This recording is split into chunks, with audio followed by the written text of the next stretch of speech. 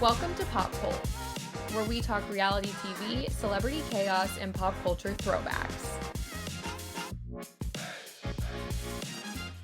Good morning. We are your hosts. I'm Julia. And I'm Avery. We post 2 episodes every week. Tuesdays are for Reality Digest, where we cover the previous week's reality TV moments and latest celebrity chaos. And Thursdays are for the Fame Files, where we revisit defining stories throughout pop culture history. So we're on our 3rd week of Digest. I know, this is exciting. I feel like we're getting the hang of it a little better. I sure hope so. And I think our audio will be good this time because we both had headphones. God bless. So no echo. That's the technical battle we've been dealing with the last several episodes. Echo, popping, computers taking off to Mars. I mean, we both are on the oldest computers known to man. Like, literally, like it's to be expected. Ancient. But like the last thing I want to do is drop $1,000 on a new laptop. So I'm sure they're more than that now. I don't know anything about anything. Oh, well, I can tell you. Okay. Because I was at the Apple Store 5 times last week. Oh my God. Yeah, they are the cheapest one that they have right now is the MacBook Air, which is $1,000. It's like $999. Yeah. Can and I then they pay just an go up from there. installment? I know. They just go up from there. But the MacBook Air is like tiny. Like it's I really have the small MacBook and Air. lightweight. Do you? I have a Pro. I have the 13-inch Air, but it's from 2017. Yeah, mine's also from 2017. It's the 16-inch. It's massive. Oh my God. I know, it's so big. That's It was like my scary. It was my college laptop. It's so heavy too. And it has like, it's so embarrassing because it has like stickers all over it. Like from when I put stickers on my laptop when I was in college. And like every time I take it through airport security, I'm like, don't look at my stickers. Like this is really I embarrassing. would get a clear laptop case and put stickers on the clear laptop case because I have commitment issues. Yeah, I did that too for some of them. Like, I don't know why I did some of them on the actual laptop and some on the case. Some you just thought were timeless, and I some you thought know. you would hate later. Maybe I thought I was doing something alternative. Yeah, you were being creative. Yeah, but now I can't get them off because they've been on there for almost 10 years. So that's crazy. Live, laugh, love. Okay, let's talk about my most anticipated thing on this list that we have. Okay.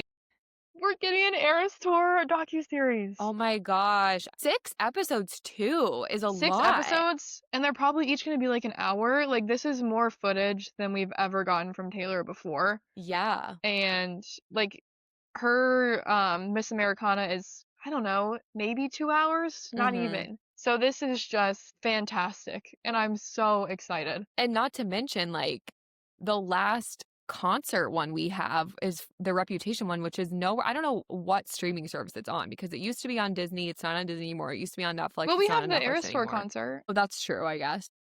Yeah, but we're also going to get the Eras Tour concert with Tortured Poets Department set on it, which I don't think either of us got to see. No, we didn't. I wish. Because I saw it pre the release of that.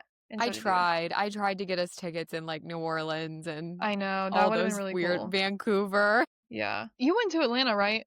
Yeah, we both did. But you went the first night? I think so. It was a Friday. Oh yeah, because we met up on that Sunday. Yeah. I went to night 2. In 2023, that was. Yeah, that's really crazy. long time ago at this point. You know what's funny about when I tried? So it was like our older cousin who she was like, I want to go see the Eras Tour. And I was like, okay, let me see if I can get us tickets to. Oh, like to the second time she came back to the U.S.? Yeah, but I tried to get tickets to Vancouver. I was obviously unsuccessful, but it's funny when I was doing that, I forgot that Vancouver was on the west coast of Canada. Yeah, that's far. I was like, oh my God, it's so far away. That's far. But that would have been so cool though, actually. It would have been really cool. Excited. Do you think that Travis is going to be in it a bunch? Absolutely. He was at almost all of her shows, especially in Europe. Oh my gosh, so jealous. I think. Don't quote me on that. And then I think we'll get behind the scenes on him performing on stage with her. I'm hoping we get behind the scenes on how she picked the mashups every night. True. The one clip of her at starting the bath when she was still in her Midnight's bodysuit was so funny because like when I get home from work, my work clothes are gone. Like I can't be in my work clothes longer than that. and she just Yeah. casually has it on. Like that, those are her work clothes. Like, Yeah. I would not be able to Those are keep her those work on. clothes. The They thing are. that is actually, I'm glad you brought up the bathtub thing, because one of the things that I'm the most excited to see about in this is how she would recover. Like, I don't how think do she you, does. I like, think you live in fight mode. I saw a clip where she was saying, I go to bed around 4 a.m. And then it's like the next day, I'm like, what time does she wake up? Because obviously the Well, concert's not starting until what, like 8? yeah, I was about to say she's just working the night shift, essentially. Working 12-hour nights. But Except then, she never gets a break like just yeah, every night. but then my question was, does she still have to do sound check? Does she have to do like all of these things? When, it's not like she can just Sound wake check up is at normally 7:30 like and roll on stage. sound check is normally just a couple of hours before the concert. She shouldn't. If she goes to bed at 4:30, I'd say she probably wakes up around like noon or 1 and gets on with the day. Okay, yeah, I guess that makes sense. I was worried for her. I'm worried for her I don't know how all the she did time. that for 3 years. So crazy. I don't know. Speaking of trailers that have dropped, I saw on TikTok, I was just scrolling and I saw that Netflix dropped the Bridgerton season 4 trailer. The first I got jump scared by that. I wasn't ready for that. I know. I'm actually kind of surprised because I feel like I don't know. I guess maybe it will be a year since the last season by the I time don't that this remember drops. I hate when Netflix does this. The first part drops January 20. that. And you know what? The same thing is happening with Aerostar. It's not Netflix though, but like they love to do this. Wait, what's it going to be on? It's Disney Plus, I Oh, Disney think. Plus. Yeah, that would make sense. I But just hate when Netflix does this with shows like Bridgerton because they're only 8 episodes. Like, you don't need to do all that. It's 8 yeah, episodes. because Taylor Swift is 6 episodes and it's 2 a week for like 3 weeks. And then Stranger Things, when it starts, it's doing like the separate drops. I mean, I don't even know if I'm going to watch Stranger Things. It has been years since we've had I a just season. I just recently rewatched the whole thing and I loved it. I love guess that I show. should. I don't normally love sci-fi stuff like that. I kind of just hopped on the Stranger Things bandwagon because everybody was watching it. It is good. I don't know if I want to rewatch the entire thing though. They're doing something weird though because it's the series finale, not just the like there will never be another season after this one. And the thing they're doing with like the finale is it's being released at a completely separate date than any of the others, and I think it's like New Year's Eve or New Year's Day, and there's like a month in between. Just to really just build that anticipation for no reason. Wait, you know what I saw? I think it's Thanksgiving and Christmas Day. It might be. Because I remember being like, why are they like Stranger Things is It not might like be a Christmas Thanksgiving. Day. It might be Thanksgiving, Christmas Day, and then New Year's Day. Yeah, maybe. So weird. Regardless, I'm very excited for Bridgerton. Me too. I haven't read any of the books. So the first 4 episodes come out on my birthday because I'm very special. The second 3 episodes come out on Christmas Day. The finale comes out on the 31st of December. Okay. Well, we can we do essentially have to wait a month for the drops. But yeah, we will be together. So that means you have to watch.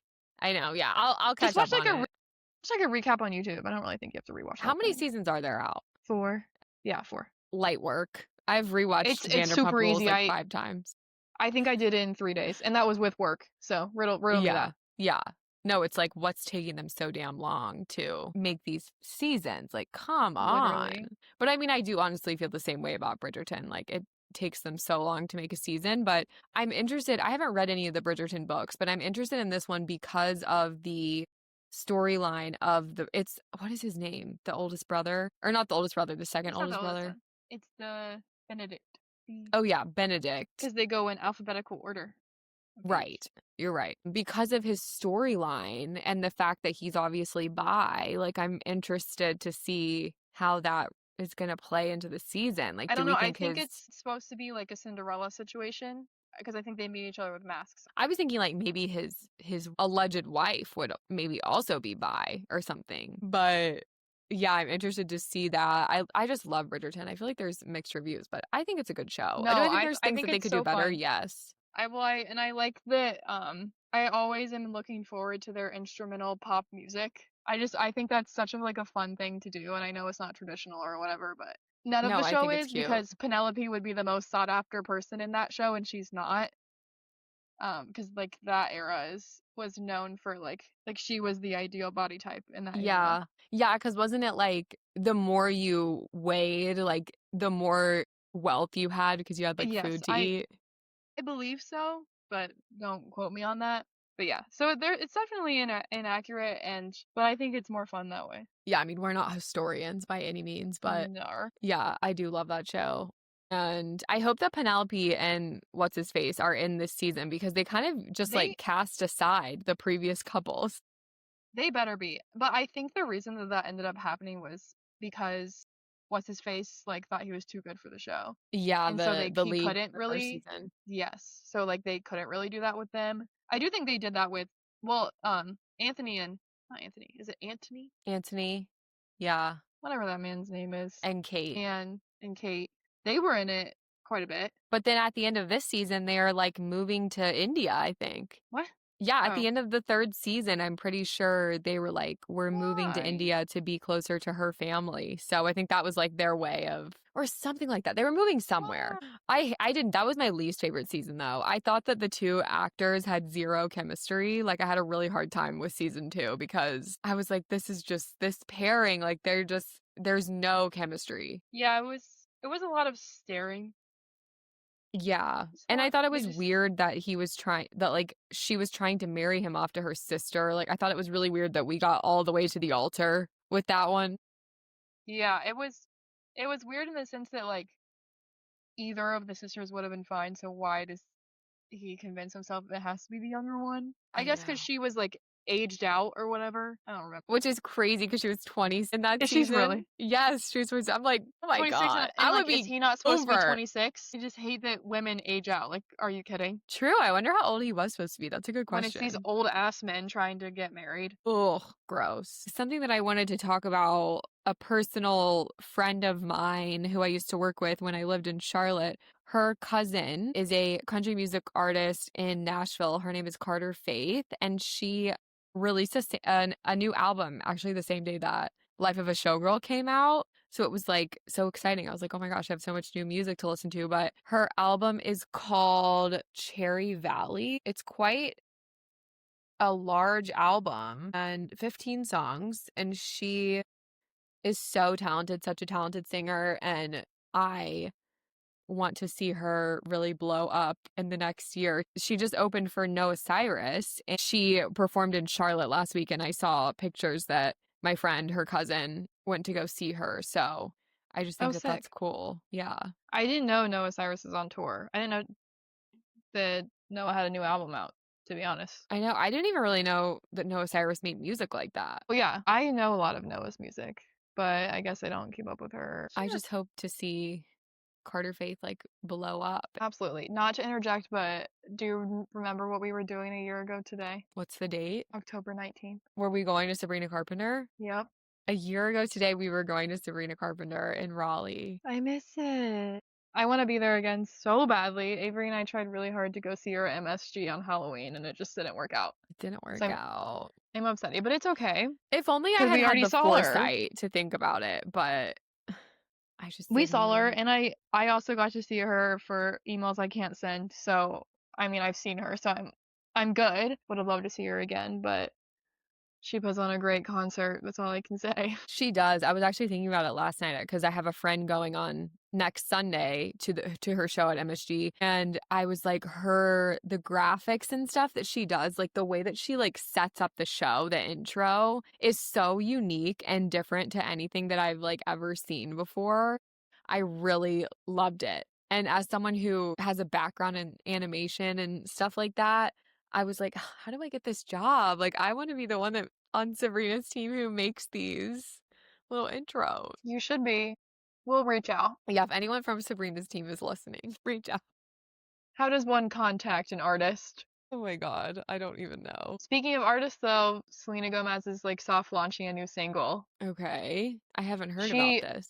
I don't know if it's true, but like there were a couple like not affiliated with her posting about it, and then yesterday she posted something on her story. I think she said something along the lines of like new song, but I don't know if we have any information beyond that, but that's super exciting. I feel like she should be taking a break and like be on her honeymoon, but all good, girl. Well, she just had an album. Yeah, I think she's just releasing one song. Maybe it's about she's doing an album. It probably is. Or like her wedding or something. Or maybe it's a song that she and Taylor did together. I would die. I would pass away. They've never done a song together. You're so right. At least I don't think they have. That would be iconic if she just dropped that as a single. It would be iconic. Did you see any of the Victoria's Secret fashion show? No, I honestly don't know that I've ever watched it unless it's been an artist. Like when Taylor Swift did it, like performed years ago. I watched that. It was in New York, so you better step up your game. I know. And I get wonder how you invited. get like invited. I don't know, but Madison Beer performed, which was very surprising to me. I do like some of her music, but it didn't really like compute to me that she was big enough to perform at Victoria's Secret fashion show, but I guess she is. But a pregnant model, she's 9 months pregnant, opened the show. She's also the second ever Black woman to open the show, I believe. Was she wearing heels? So, yeah, you gotta wear heels at the fashion show. What if her water broke on the stage? I know. I wonder if her doctor was like, I would advise you to do otherwise. I would have my doctor there, just in case. Yeah. What was her name? Do you know? I do not. I totally forgot. I always wonder how they cast for the Victoria's Secret fashion show because it feels to me like every year I'm like, okay, like, you know, Emrata's there. I don't even know if Karlie Kloss still is a Victoria's Secret model, but it's like, and now I'm like blanking on every single model's name that I know, but like Bella Hadid was there. Hadid, Bella Hadid. I don't think Bella walked. But I'm just listing models. No, Bella did walk. Bella walked? Yeah. I thought Bella was like in the hospital. No, I saw videos of her. I think everybody was like, is she okay? Like, why is she Well, here? she has Lyme disease. Well, also people, though, think that Yolanda Hadid has Munchausen's. Yolanda Hadid was on a storyline when she was on Real Housewives of Beverly Hills, I believe was Lisa Rinna making a claim that she has Munchausen's. So everyone was like, does when Bella was she on have Beverly Hills? Oh my god, Beverly Hills. I'm Beverly thinking Hills. of Heels from like the show. Beverly Hills. She was on seasons 3 through 6. Yeah, but what year? Lord, I don't know. I was just trying to figure out if they were younger. Yeah, they definitely were, but I think that they were like probably like preteens, you know. Okay. I don't think they were like an age range. Small kids, but that was, I don't know the specifics of it because I haven't watched Beverly Hills all the way through, but yeah, it's like people were like, so then when obviously it could be very possible that Bella does have Lyme disease and her mom is just exploiting it and like that's part of her Munchausen's because, you know, she was like posting all those pictures and like, why are you taking a photo shoot of your daughter when she's in the hospital with Lyme disease? Like, that's really strange. Like, we flamed Whitney Levitt for doing that dance in the hospital when her son was sick with RSV, but like, we're not going to say anything to Yolanda? Like, that was crazy behavior, Whitney. I'm sorry. That was But Whitney got canceled for that, but then Yolanda's doing a whole photo shoot? I don't know, man. They're not living in that. But there's always a double standard. But I loved seeing Dylan Sprouse cheering on his lovely wife, Barbara Palvin, now Barbara Sprouse, as she will correct you, as she corrected that one photographer one time. That was so funny. That's funny. I would never do that. I don't even know that I would take another man's last name. Also, I forgot about this, but Patrick Schwarzenegger from the season of White Lotus, he's married to someone who walked in the show as well. I didn't know. So him and Dylan were photographed sitting next to each other, like just like taking little videos of their wives walking. And also, Barbara had apparently broken her foot 4 weeks before the show, and this is her first time wearing heels since. Ouch. So super impressive. You would catch me in the hospital. Remember when your mom broke her toe? My mom always has a broken toe. That's a fun fact about her. Permanently broken. It's like every year she has to stub a toe and break it. She has to stub a toe, but she blames your dad for that. So yeah, my dad like makes these. What is it? Was it the martinis? Does he make like some kind of Christmas martini? Yeah, it's like a white chocolate martini that he makes every Christmas. I believe. And I literally can't drink them. It tastes like cleaning solution to me. There's so much alcohol in them. I don't know how anyone drinks them, but she claims that she had one too many of those, and that's why she broke her toe, which is probably true. It's very true. That's very her. The whole Dylan Sprouse thing to me, like being married to a Victoria's Secret model, is crazy. Like, she is so far out of his league. Not to say that he's not an attractive guy, but like, the Sprouse twins, like, I've never really thought that they were, like, that attractive. Like, I don't know that if they weren't famous when they were young, that they would have been famous, like, if they had gone into the industry much older. I feel like towards the end of Sweet Life on Deck, when, like, we were the same age and stuff, they were cute, but, like, even then, I mean, they're blonde, so, like, eh. Yeah. I feel like Dylan's brows to me always looks like he has like always like a creepy mustache or like a creepy beard. I don't know. Something's always I throwing me don't off. know. What do you think their reasoning for opening up the show with a pregnant woman was? Like, did they say anything about that? No. I'm gonna Google it.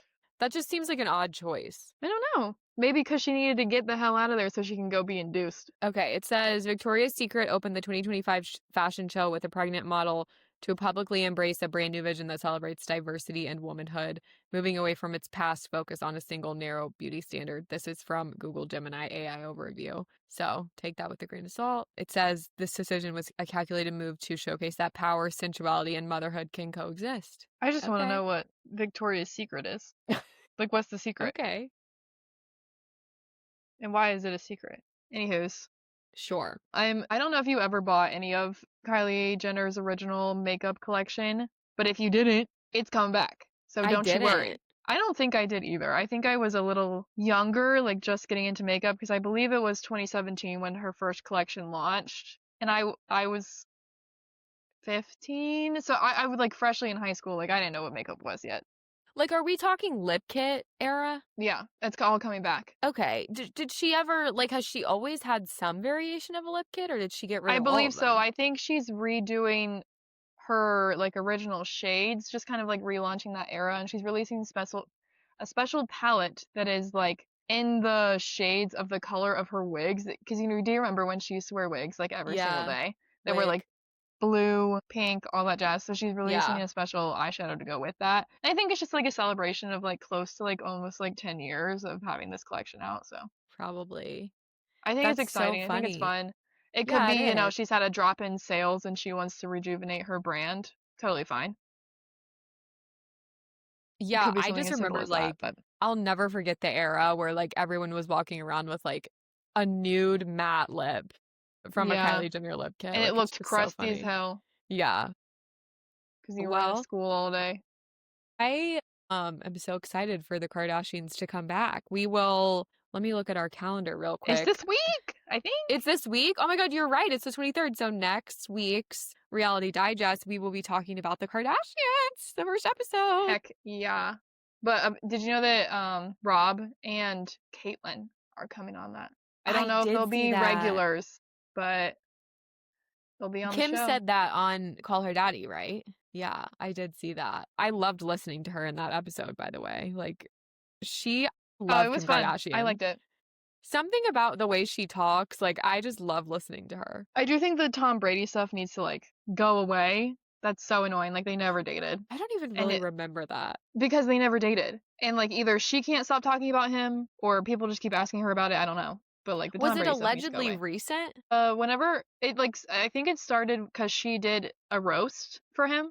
Like they went to she participated in a roast that was about him. But that was a long time ago. Yeah. Because it was in the that show, was. I believe. It was. I remember that. Whitney Simmons is pregnant. I'm so excited to see this.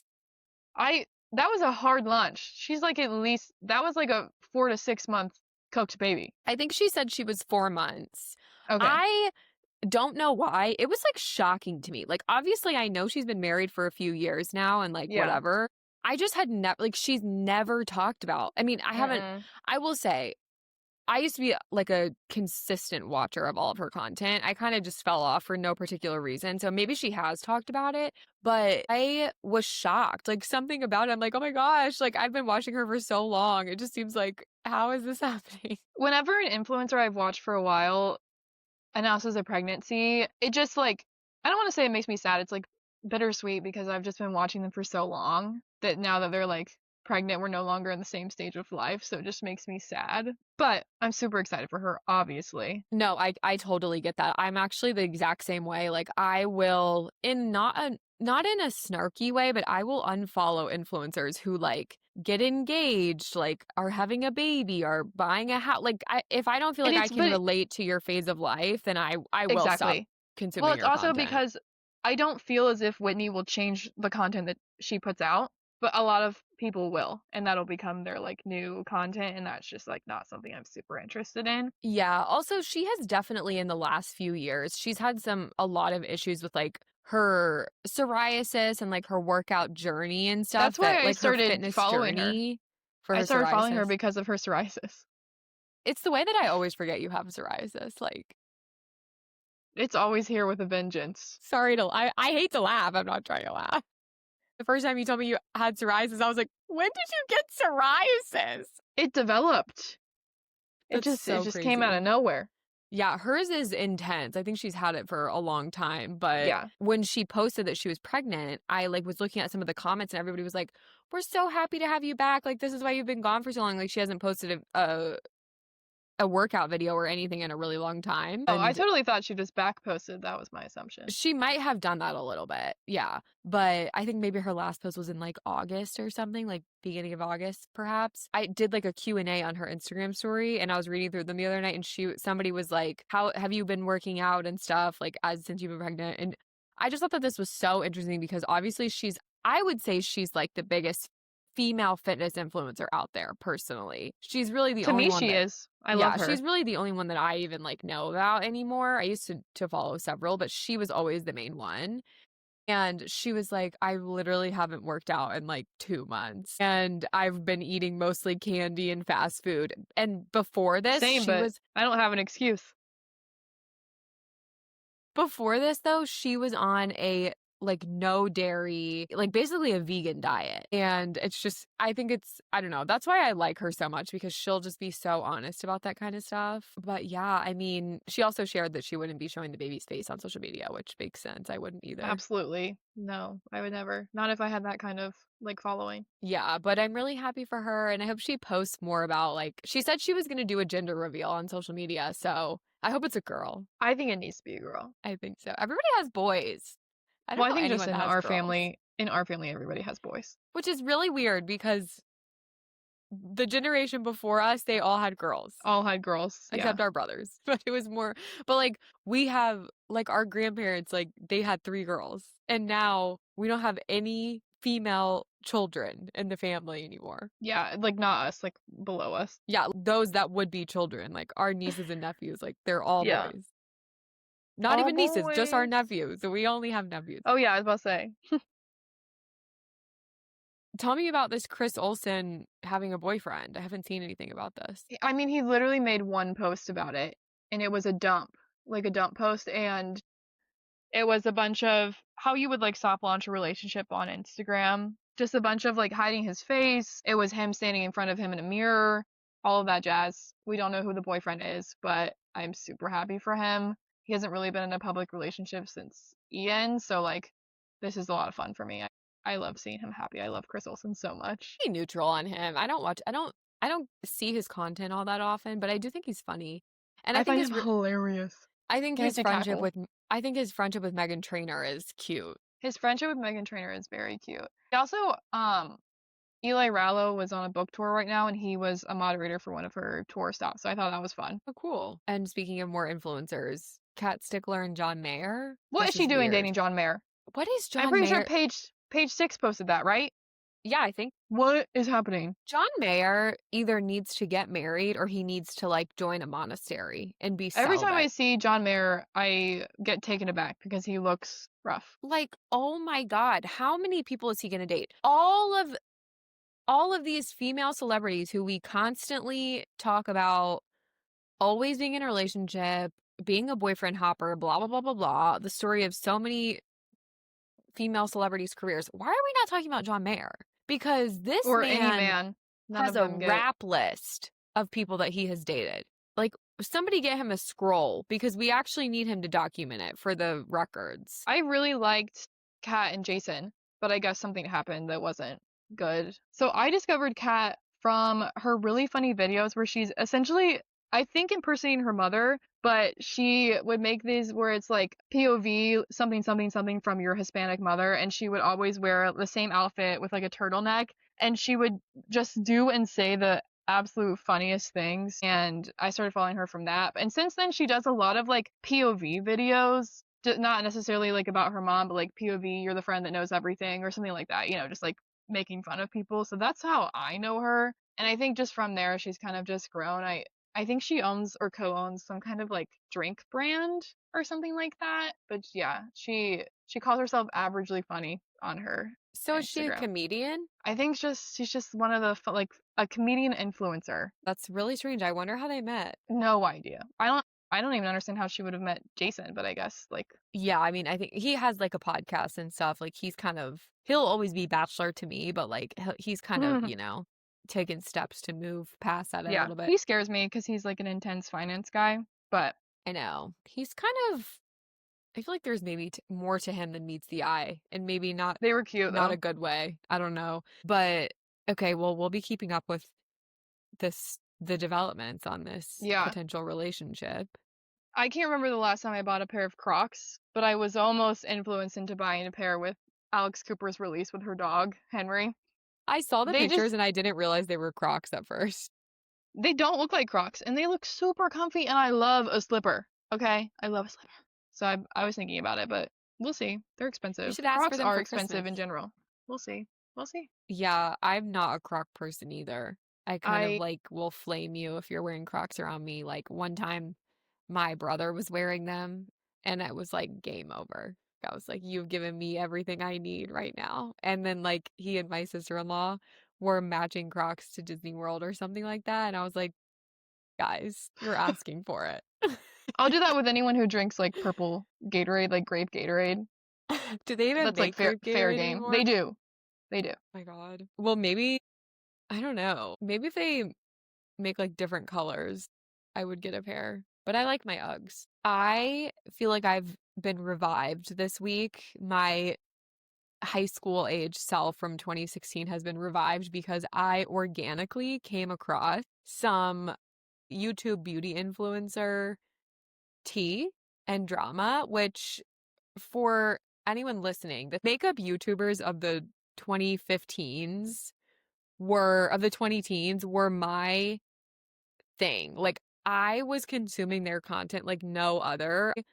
Loved all of my beauty influencers that I watched. Laura Lee, Manny MUA, Jaclyn Hill was my favorite, like Patrick Starr, Jeffree Star. I loved all of them. And we're definitely gonna do a fame files on all of the scandals that they have been involved in because I feel like for a while it was like no beauty YouTuber was safe from a scandal. But this week I was scrolling on TikTok and I come across this video that Jeffree Star made. He made a TikTok. Basically, I guess Louis Vuitton came out with these little eyeshadow compacts, like these 4-shade eyeshadow compacts. And Jeffree Star is Louis Vuitton's biggest fan. He always has been. He has like a Louis Vuitton pool table. It cost him like 150 grand. It's insane. And so he's on their PR list. So he got sent these eyeshadows, viewed them, and then Nikki Tutorials and James Charles both also reviewed them and were basically complaining about how they don't have pigment and how I think maybe they were like $100 or maybe even more. And they were like, how is $150 eyeshadow compact not even going to have pigment? And people were then going underneath their video and tagging Jeffree and being like, you only gave them a good review because they sent them to you in PR and you just want the PR packages and all that stuff. And Louis Vuitton is sending the influencers more pigmented shadows and they're giving the consumers blah, blah, all this stuff. So Jeffree Star makes this video stitching Nikki Tutorial's video. And like, he was like, look, this isn't supposed to be shade towards Nikki, but I just don't think that what she did was an honest review. I actually really like and respect her, but like not on this. And then he goes, and I don't know why we're trusting anything that James Charles, the alleged texting minors, says. I don't know why we're listening to him. And I was like, oh my God, we're back. 2016 so YouTube funny. drama is back. So I'm really excited to do that episode because there's no internet drama like YouTube makeup drama. One of my close friends was at Universal and she saw James Charles at Universal. Or maybe it was Disney. She was at one of those. And she was like, he's so tiny. No, literally. Was it when he made that video where he was like, I'm drinking a Coke float and everybody was like making fun of him for it? I'd say so. If that was like recent, then yeah. And he was like, my God, this is amazing. Just like, and I can't even do an impersonation of him, but he is something else. I was watching Watch What Happens Live this week, or I was seeing clips of it on TikTok with Lucas Gage was on, and Andy asked him about this movie that he was doing with Tom Schwartz. from Vanderpump Why? Rules. Tom doesn't need to be in a movie. Apparently he's playing himself. That's the dumbest thing I've ever heard. I'm like, I have to watch it when it comes out. I'm not a fan of Tom Schwartz or Lucas Gage, so. What's your beef with Lucas Gage? Nothing. I just don't care. Yeah, I just don't care. Yeah, I kind of agree. He's kind of like becoming a little bit more I can never say this word, relevant recently because of his book that he wrote. He's just like not famous enough to be on Watch What Happens Live as much as he is, and that just kind of irritates me. No, okay. Period. You should let Andy know. I'll let Andy know next time I see him. Yeah, someone who is very relevant though. Did I say it right? Relevant? Yeah. Relevant. Is Taylor Frankie Paul this week. She's just been posting up a storm. Guys, I got incredibly lucky to see every single post before she deleted it. I don't know how I did that. But I probably would have seen it regardless because people screenshot things like nobody's business, me included, because I was screenshotting them and sending them to Avery. And she's like, "How are you seeing this so fast?" I was like, do you have her post notifications on? "No, I don't Maybe know what you I was should. doing. I should now. Hold on, I have to find it.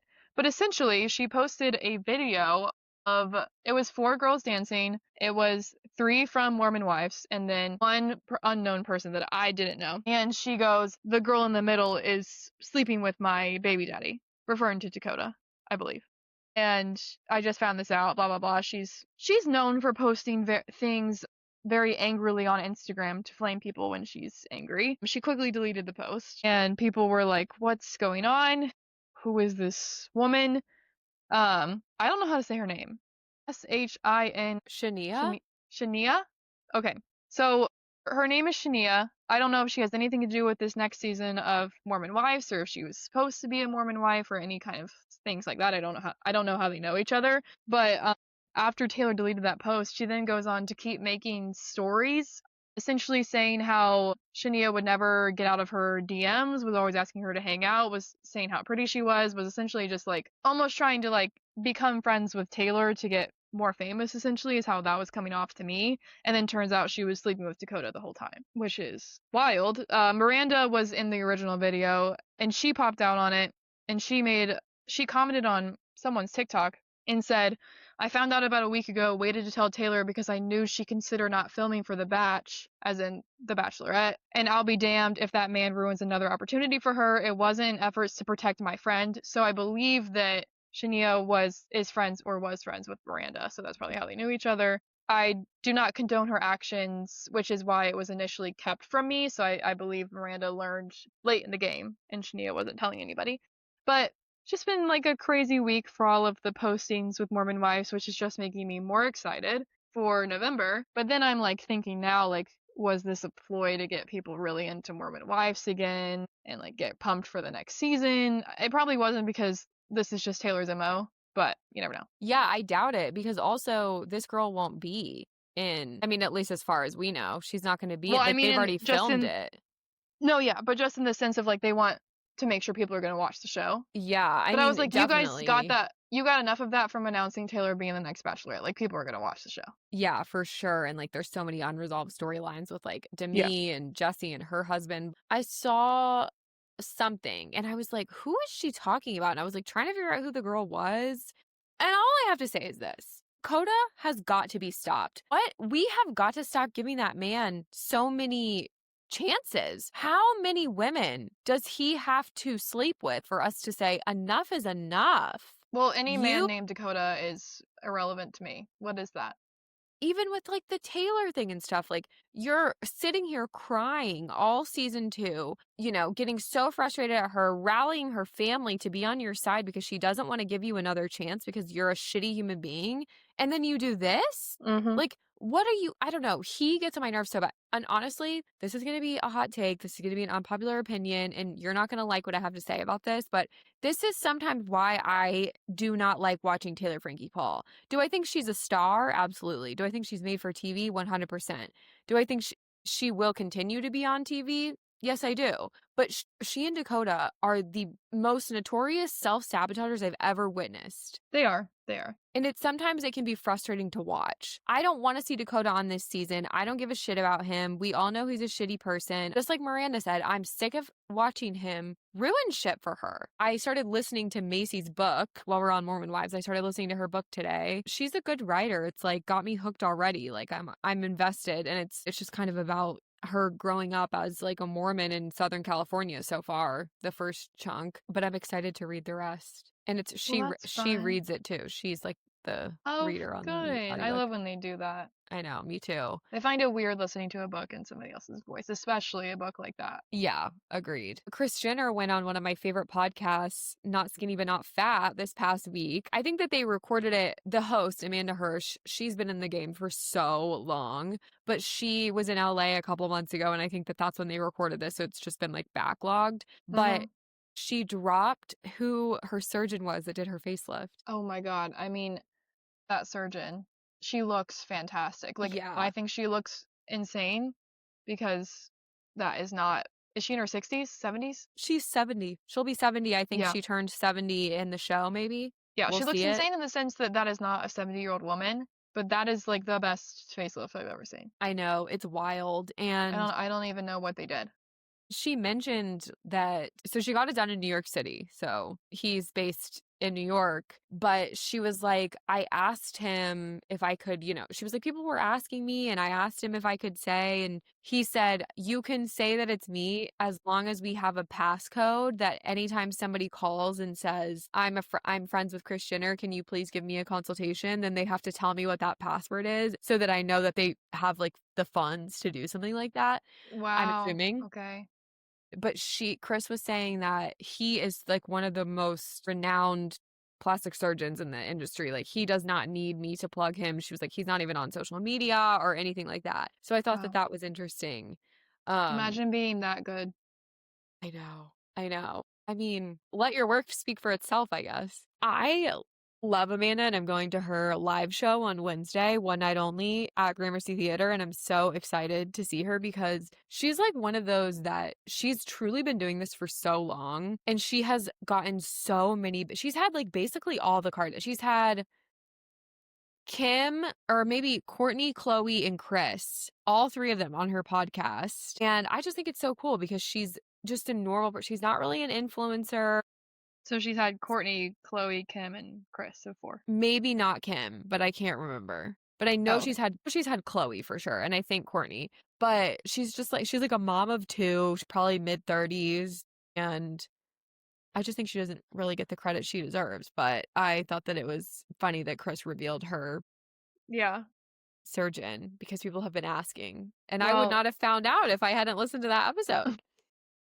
Speaking of facelifts, though, should we talk about Salt Lake City? Oh my God, yes. Such a good That was segue. so funny. But, like, can someone explain to me what... She said 12 threads on the side of her face. So... what does that mean? I'm not completely sure what a thread is, but from what I understand, it's basically like somehow they like attach your skin to something. This is going to be gross. They like attach your skin to something and literally like pull it up. So honestly, I think this was Alex Earl that informed me of this, but she was just showing like a get ready, and it might not have been Alex Earl, so I apologize. But she showed how when you're getting like glam done to do a red carpet or something, they'll take 2 strands of like the hair that's like not your top layer, but like your like second layer, and they'll pull it back into almost a ponytail, so it naturally pulls your face back into like so they like do that for like a lot of celebrities, and that's why they're looking so their face is like serving on like every carpet, because they're all doing this like fake facelift simulation thing with like some strands of their hair. It's so crazy that they can do that. That like somebody figured that out. Yeah, it's something similar to that. I think threads in the context of Lisa Barlow it's like a cheaper version of a facelift, less invasive. Yeah. Or you just don't want to say that you got a facelift but want to look like you have one. Right. But either way, like it's all plastic surgery in the end, so. But I don't think Lisa Barlow has the money for a facelift. Let me tell you, this was one of my least favorite episodes that I've ever watched. Me too. We never left that party, and I feel like I'll be at that party for the rest of my life. It was horrendous. It was a hard watch. I was so ready to go, and I wasn't even there. I agree. This was my least favorite episode too. I thought it was so boring.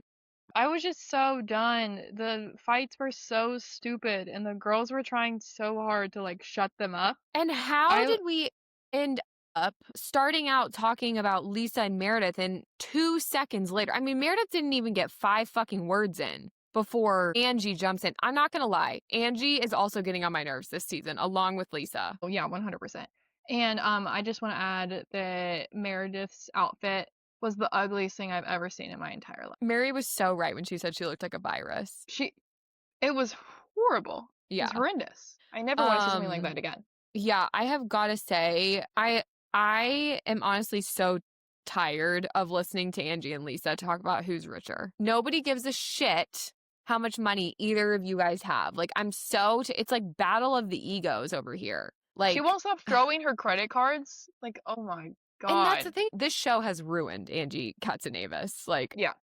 I like Angie a lot, but she's getting on my nerves this season. And it just feels like every episode we're talking about the same fights over and over again. I need Lisa to get over what Angie said about her kids' business. I need Angie to get over Lisa saying that her salon is dusty and that she doesn't have any money. Like, I need you guys to get over it. And Lisa just, as much as Lisa fights, she has no comebacks. Calling her shorty for like 5 minutes. I was like, how is that an insult? You got that. Shorty. I'm sorry. Let's talk about from a tall person's perspective. It's actually an advantage to be short as a woman, okay? And also, like, you're grown women. Why are you fighting about how tall you are? Like, you're not that much even taller than her, Lisa. Nor does it matter because all of you wear 6-inch plus heels. Literally. Everywhere. You're all the same height. That was the dumbest thing ever. And at one point, when Whitney had dragged both of them away, and Whitney, like, essentially she did, like, have you ever seen that video where it's, like, she did that to Angie's face and was like, Angie, shut up. And she was screaming it. She was like, shut up. Let me finish. Because she was just trying to calm both of them down. But neither of them would stop talking. Neither of them would listen. They're going to lose all of their friends if they don't get it together. And if Mary is the logical one in an episode, something is wrong. Because Mary was able to calm both of them down, was giving them rational things to think about, and neither of them would take it. Yeah, like, it's not like Mary was just like, Angie, shut up, like, you're pissing us off. She was like, you need to think about the implications that saying these things are going to have on you and your life. And she even said, like, I think she even said at one point, like, you know who Lisa is. She's never going to change. You have to stop letting her get to you like this. Mary was speaking the complete truth the entire episode. Angie going, I'm a grown woman, and then slamming her hands on the table and getting up from the table and leaving. That's not grown woman behavior. Exactly. And it's like, I wish I could, like, defend. I wish that I could have Angie coming out on top in this situation, but, like, I can't even defend her because, like, they both just keep doing things. Like, they apologize, and then Lisa sends her assistant to go get the products last episode. Then Angie, that could have been Angie's moment to say, you know what? Okay, I no longer have to sell her product. I'm done. I no longer, like, this argument is settled. We're done. But no, then she brings all of the stuff that Lisa's ever given her back to her. Like, why would you do that? Like, it's just, nobody cares. I need us to put this storyline to bed. Also, Mary's so right. Like, Angie does not listen to anything. And then Lisa going in to see that psychic or whatever the hell he was, tarot card reader, and it just immediately starts crying. Yeah. Like, this is why I just feel like she has got something actually seriously legal going on and in the background because... Well, now I think that her and John are having, like, serious marital problems. I know, and I think it probably stems from something related to money. Money or their kid. That seems to be. Yeah, but, true. What made me laugh, though, is when she's immediately crying and she's, like, she puts her sunglasses on, but they're completely see-through. And it's like... And she's also wearing pajamas. No, I noticed that, too, when she put the sunglasses on. It's like, Lisa. Also, we all see you cry every single episode. All he didn't even, like, mention John and she's already crying. She's sobbing. She's, also, like, we got, like, so erratic this season. Yeah. We got, like, a really close-up look of her face, and I was just so done with the episode. I was like, does she know that her face is a square? I was just really intensely looking at it, and I was like, square. Something I have always noticed about Lisa Barlow is that she might be the one housewife where all of the work that she's done to herself has completely backfired. If you really get a close-up and, like, look at, like, her skin and like she looks like she could be 20 years older than every other single woman there. Yeah. Like, I wonder it's if so she's- bad. I really think she's spent way too much time in a tanning bed. And like, unfortunately, there's just no reversing that. Let this be your lesson. And maybe she's just not going to beauty lab. Because Heather, she looks insane, like, because it, like, shocks me every time I see her face, but she looks great. Like, She it looks looked better like this season. the work is good. And so I'm like, Yeah. where are you going? Because Lisa looks crazy. I mean, the only other things I feel like that really happened were like Whitney's breaking my heart this season, talking about her little speech that she made. Like, I feel like I have lost myself this past year. Like, she's just absolutely breaking my heart, and I'm rooting for her. And if anyone is going to be slandering Whitney, saying that she shouldn't be on the show because she doesn't have a storyline and she's boring, you are now my arch nemesis, because I like Brittany. I like Whitney, not Brittany. And No, I feel Brittany. bad for her, and I want her to be on this show because clearly she needs it. And Whitney I'm okay has with always, Whitney has always been kind of my favorite. I had forgotten that Justin lost his job, his career, because of this. And then they lost their business. And like, she just doesn't seem to ever get a win. And so I understand what she's trying to do to like get her life back. And she has She's two just going like through a young kids. Like her Mhm. kids are, I don't even think her kids are like close to even being out of high school, if they're even in high school. Yeah. The most ridiculous part was Angie bringing the gifts back. I can guarantee you Lisa doesn't remember 80% of the gifts she gave you. That's Literally. like, what? And interrupting while Whitney is like personally talking to this psychic tarot card reader, and she's just in there in those, like, it's the stupidest things I've ever seen. And then I was laughing really hard when they threw the horse and the horse's leg broke, and Mary was like, well, it came true because the tarot card reader had told her that one of her horses was going to get injured. Mary was MVP this episode. It was so funny. The other thing I feel like that happened is Brittany's whole saga with Jared. Once again, another storyline that I need us to put to bed. This man is too ugly for her to be acting this way. And Whitney was fighting so hard. She's like, what about your 30-day break? Yeah, Brittany, She's like, what about it? Yeah. You forgot? She can't count to 30, so. Who was it whose house she went to? Was it Whitney's, where she was talking to, what's his name, Justin? Jarrett went to Justin's house and talked like shit about Brittany, saying she was a gold digger. And she's like, oh my God, I can't believe he would say about that man. She's like, I know. They're like, so you're going to break up with him? She's like, I just love him. Like, I just love him so much. Brittany, you need psychological help. She needs to be put on a 72-hour hold. She's over here saying that is so messed up. But we all know she's going to stay with him or get back together with him. She's never going to break up with him. Like, that's just not gonna happen. The way that Bronwyn clocked her ass so quick when they were talking about Brittany receiving financial help or financial gifts from Jared, Bronwyn said, you guys love to call me a gold digger. Every single person on that show has called Bronwyn a gold digger at some point. And every single one of them, almost every single one of them this season that has done that to her has also been like coined as a gold digger. Karma is sweet for Bronwyn this season, I think. Only thing that Angie said this episode that I liked was towards the end. She goes, I even kind of like Brittany. And that made me laugh really hard. The way Brittany was catching strays this entire episode. Everyone was just insulting Brittany while it was Brittany wasn't causing any problems, essentially. Like, not really.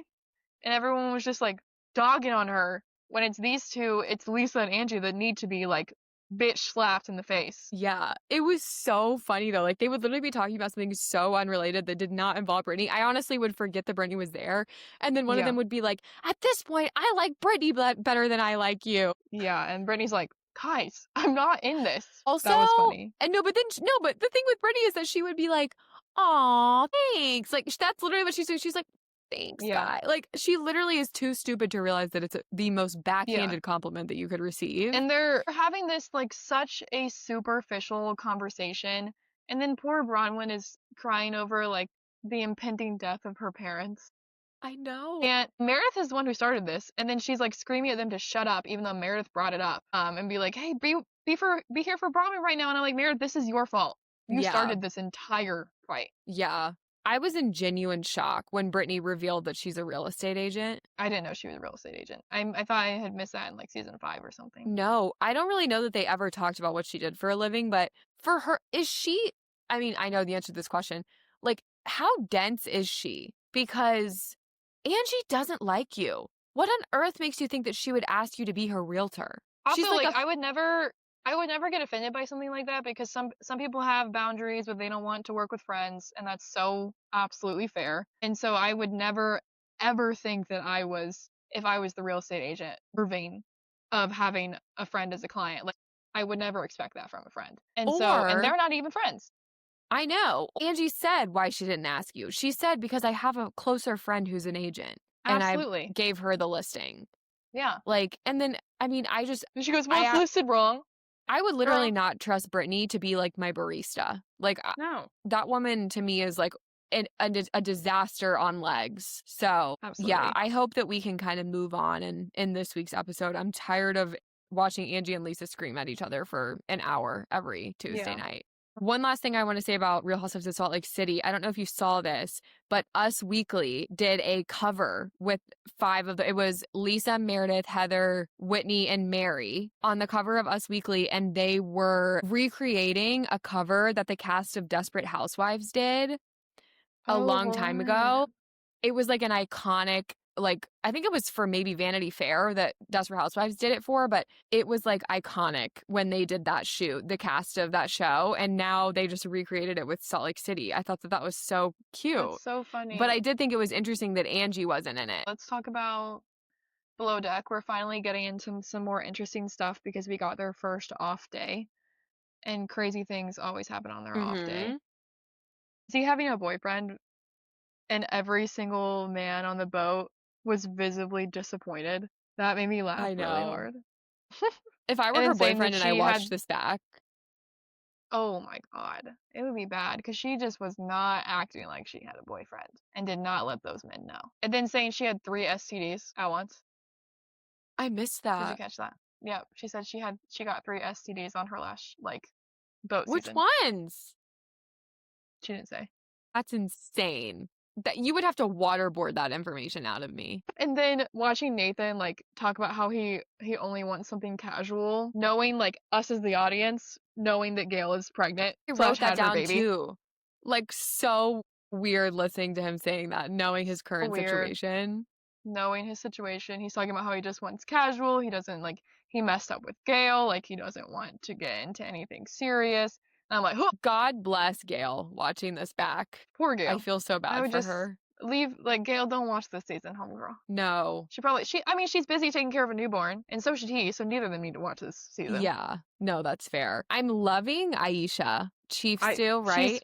She's amazing. She has the best energy. She always has the best energy. She can be super professional, but then she can also put her face in someone else's ass and like nobody's business. Did you catch that? She was I think it was someone started twerking on her, and she was motorboating their ass. And so she just goes from 0 to 60, and I love it. Yeah, she's so cute. I need them to put subtitles on the French guy. I can't understand a damn thing he's saying. And that's probably why him and Christian have so many problems, because Christian's I don't know. Christian's he said something. I think he actually told me to move at my slowest pace possible. He said, I think they told me to just be stupid and not know what I'm doing. I think that they told me to act really lethargic and I don't want to be here. I think they told me to lose my sense of urgency, not find it. But the hypnotizing, if that was real, did you the hypnotizing? That was scary. I am terrified of hypnosis, and I didn't like that. Not for you. Nope. And then I'm someone was eating ramen in bed, and that I love when they show the cameras of them getting in bed, even though it's a little weird because they're normally in their underwear. But someone was just funneling ramen into their mouth, and I'm that's me. That's so me. The part when the chef was asleep and they were trying to figure out how to make Szechuan chicken. Just how to make chicken in general. She asked Nathan how to cook chicken. But how would that guest expect? Wasn't it the girl from the deck crew? Mm-hmm. Well, no, it was a stew. How are they supposed to know how to make Szechuan chicken? In the past, if they're really adamant about it, the stew will have to wake up the chef, and the chef will cook them a whole meal, and it's horrendous. But and then the same stuff happens where they're just asleep. Yeah, then they I was so happy for them that guest fell asleep, because I don't think he was going to be happy with the chili that she heated up. He goes, I'm not even tired. I need a Xanax and Szechuan chicken. And she's like, I don't even think he knows what Szechuan chicken is, because he's in his room going, it's so light and airy. But Szechuan chicken is fried. It's fried chicken. That was funny. Oh I my was like, God. oh. These guests, man. The guests they make or break the show. They're like the most horrendous people that you would never ever want to find yourself around. Yeah. And they're so demanding and rude, but they do a lot of the times leave good tips because they know that they were bad. So yeah, they would makes have up to. for it in the end. But then Nathan is just on the phone with Gail on FaceTime. And I'm like, this is cute. I know. And he's saying they're just best friends. It's so hard watching these shows. Like, just, it's like you want to root for them, but then, like, he's saying, like, that he messed up by being with her last season. Like, and then Max calling himself the unofficial lead deckhand. Let me tell you, I'll tell you one thing right now. All 3 of them need to be fired. And I can guarantee you at least 1 or 2 of them will be. They do it. It happens. They get rid of them. They bring in someone new. And interesting. It has happened before. It happens with stews. It's happened with chefs. One time a deckhand's husband, or maybe they were just boyfriend, girlfriend at the time, happened to be a chef. And the chef either got fired or quit. I can't remember the situation. And her boyfriend flew in and acted as the chef for the rest of the season. Oh my God. Well, I was going to ask if that happens. Reminder, this is my first season watching Below Deck. Yeah. If that happens, how do they find people? Do they just have people on hand that they know that would be willing? It's not like like an agency of like people will like, I don't know if agency is the right word, but like Sandy will just like, they'll show it in text message form. So they'll be like, lost a stew. You got one for me? And they'll be like, send in your resumes now. And then they'll pick someone out. Yeah, it's kind of like it's like kind of like they're freelancers almost. Yes, it's similar to that. Josh being nervous to cook for these guests. Like, yes, it's nerve-wracking, but he's showing a lot of nerves that are making me a little uncomfortable. Like, and he's probably gonna have some problems in the season later on. But then him talking about cooking on shrooms. Where were you doing that? Your Michelin star restaurant? He's so fascinating. Like, he is my favorite character on this show. He's funny. You know what's funny about a Michelin star restaurant, though, that I learned is that you do not have to be like a super high-end, super fancy, fine dining restaurant to have a Michelin star. There's a restaurant in Chinatown that has a Michelin star, and it's just like a little hole-in-the-wall, family-run business. It's like interesting. So interesting, the criteria. I don't know enough about it to like say specifics, but yeah, it does not have to be like a, extremely fine dining restaurant to have a Michelin star. So someone told me that like, because it's Michelin star, like Michelin, and then there's the Michelin tires, if you know what I'm talking about. I think they're like sold at Costco. Yeah, the Michelin Man. Essentially, I don't know if this is true or this is alleged, but like, I think it's the same people.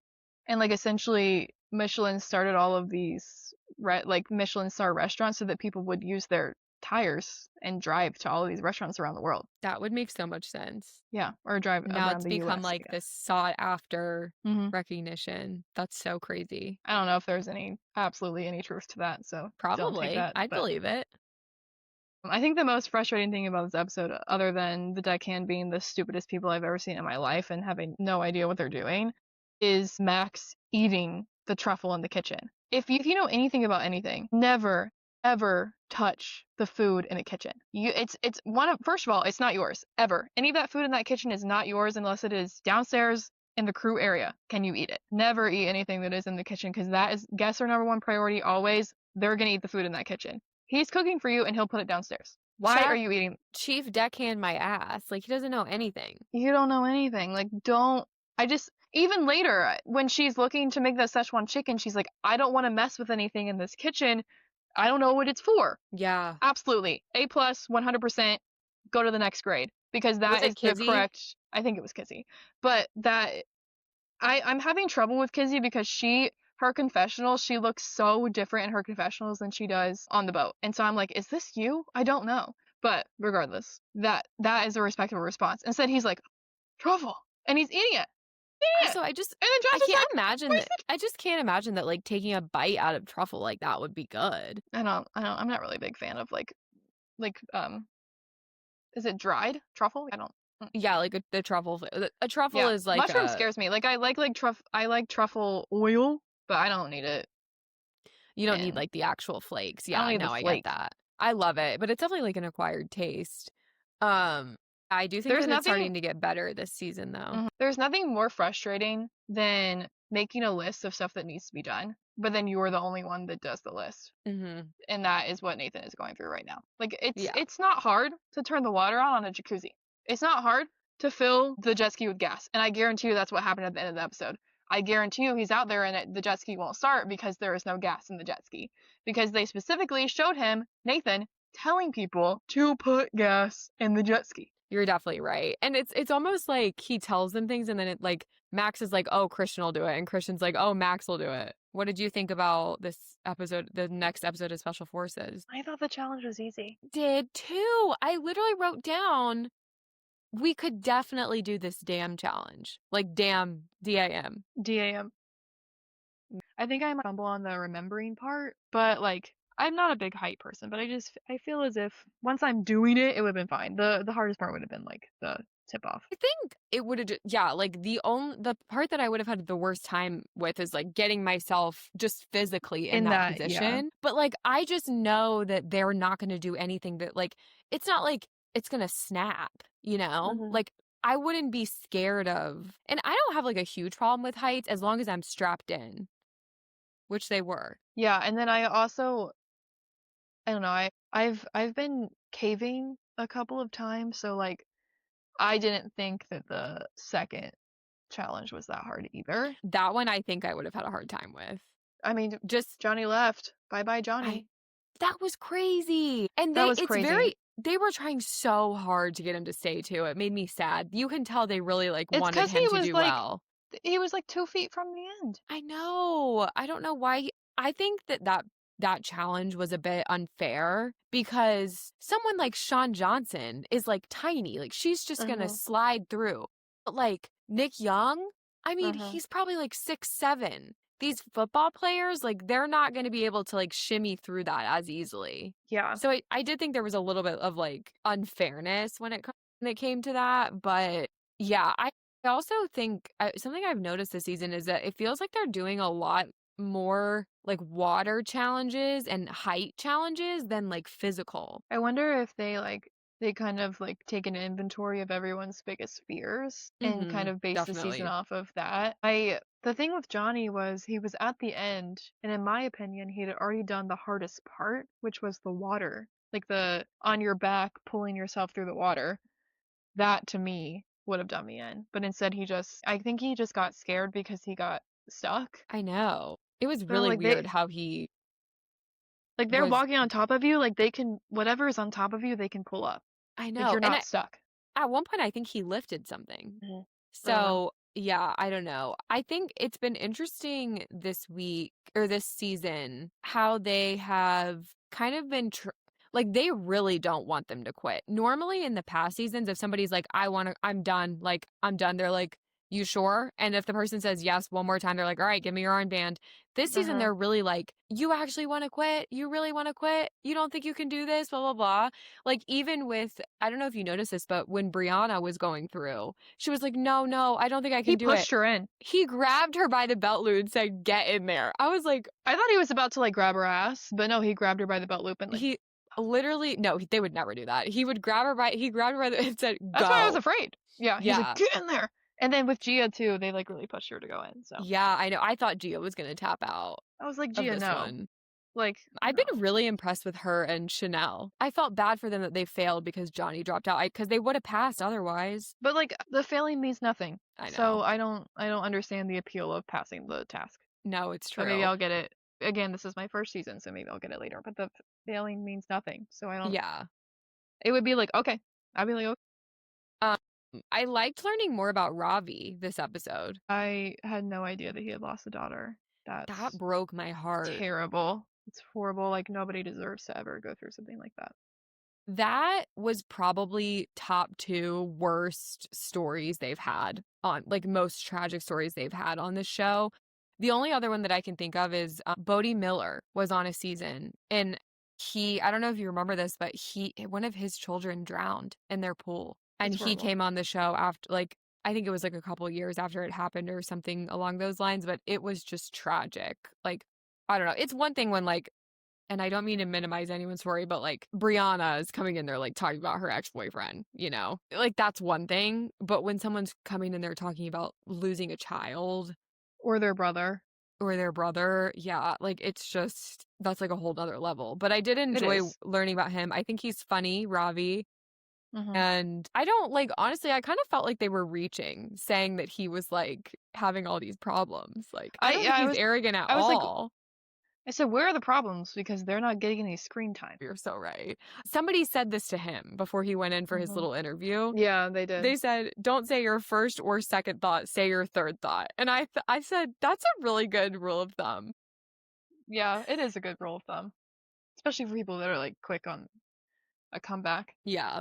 I do feel bad for Andrew. I know we said earlier that it's like an advantage to have your wife on the show, but I feel like for Andrew, he's just like living in her poor shadow. I totally agree. This is the first time in 4 seasons of this show that I have ever been able to tell that the DS favor somebody, because they favor Sean. Yeah. They like And said also, multiple things this episode about like what a beast she is. and he just like, he can't just be like okay that he's doing good. He's like, yeah, well, Sean did better.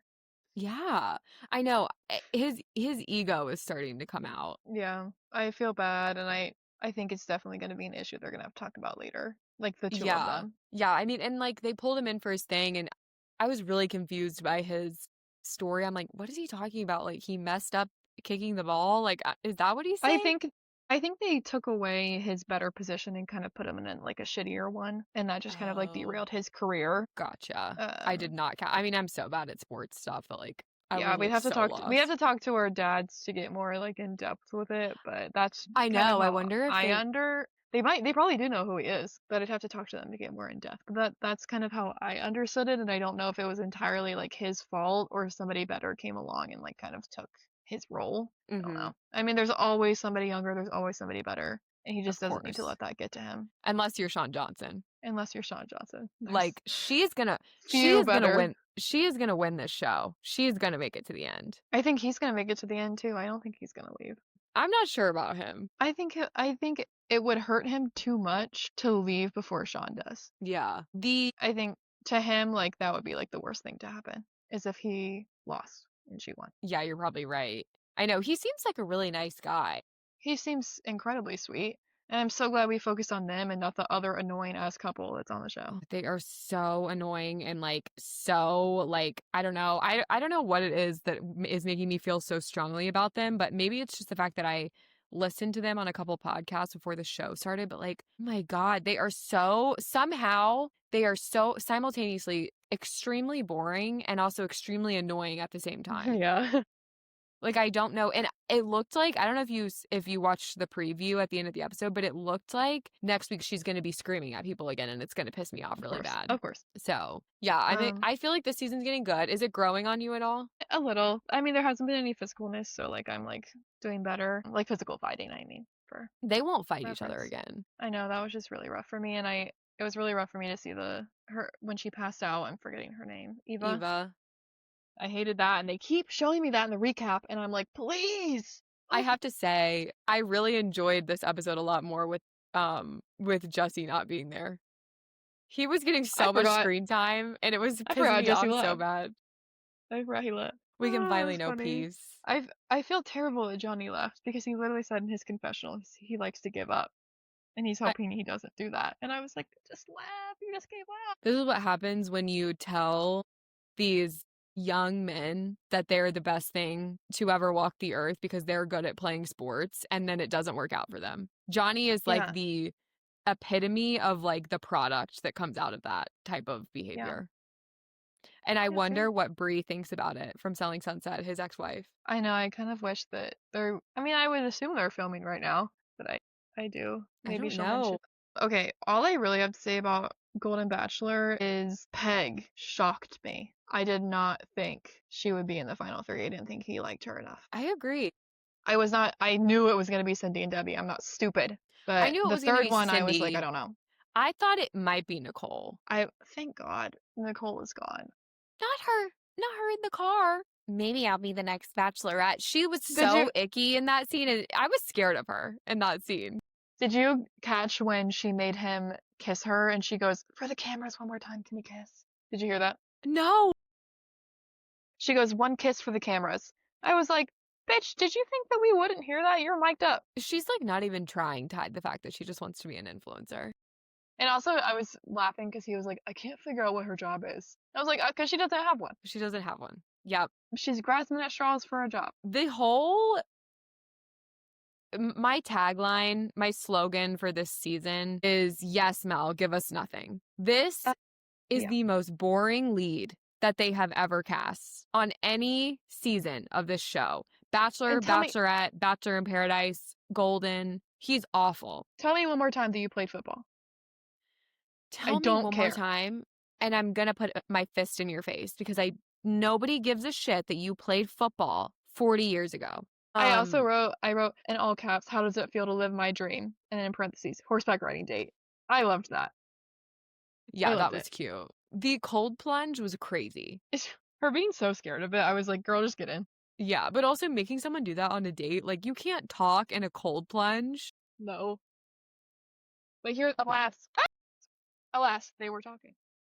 I know. Carol sending herself home. I wrote down that Carol is the most level-headed person on this show. She is. And she had said earlier, she was like, if I don't get the one-on-one, like, we're not in a good enough spot for me to keep going. And I thought that was really respectable. She didn't. She was like, you're not the one for me. You're great, but it's not for me.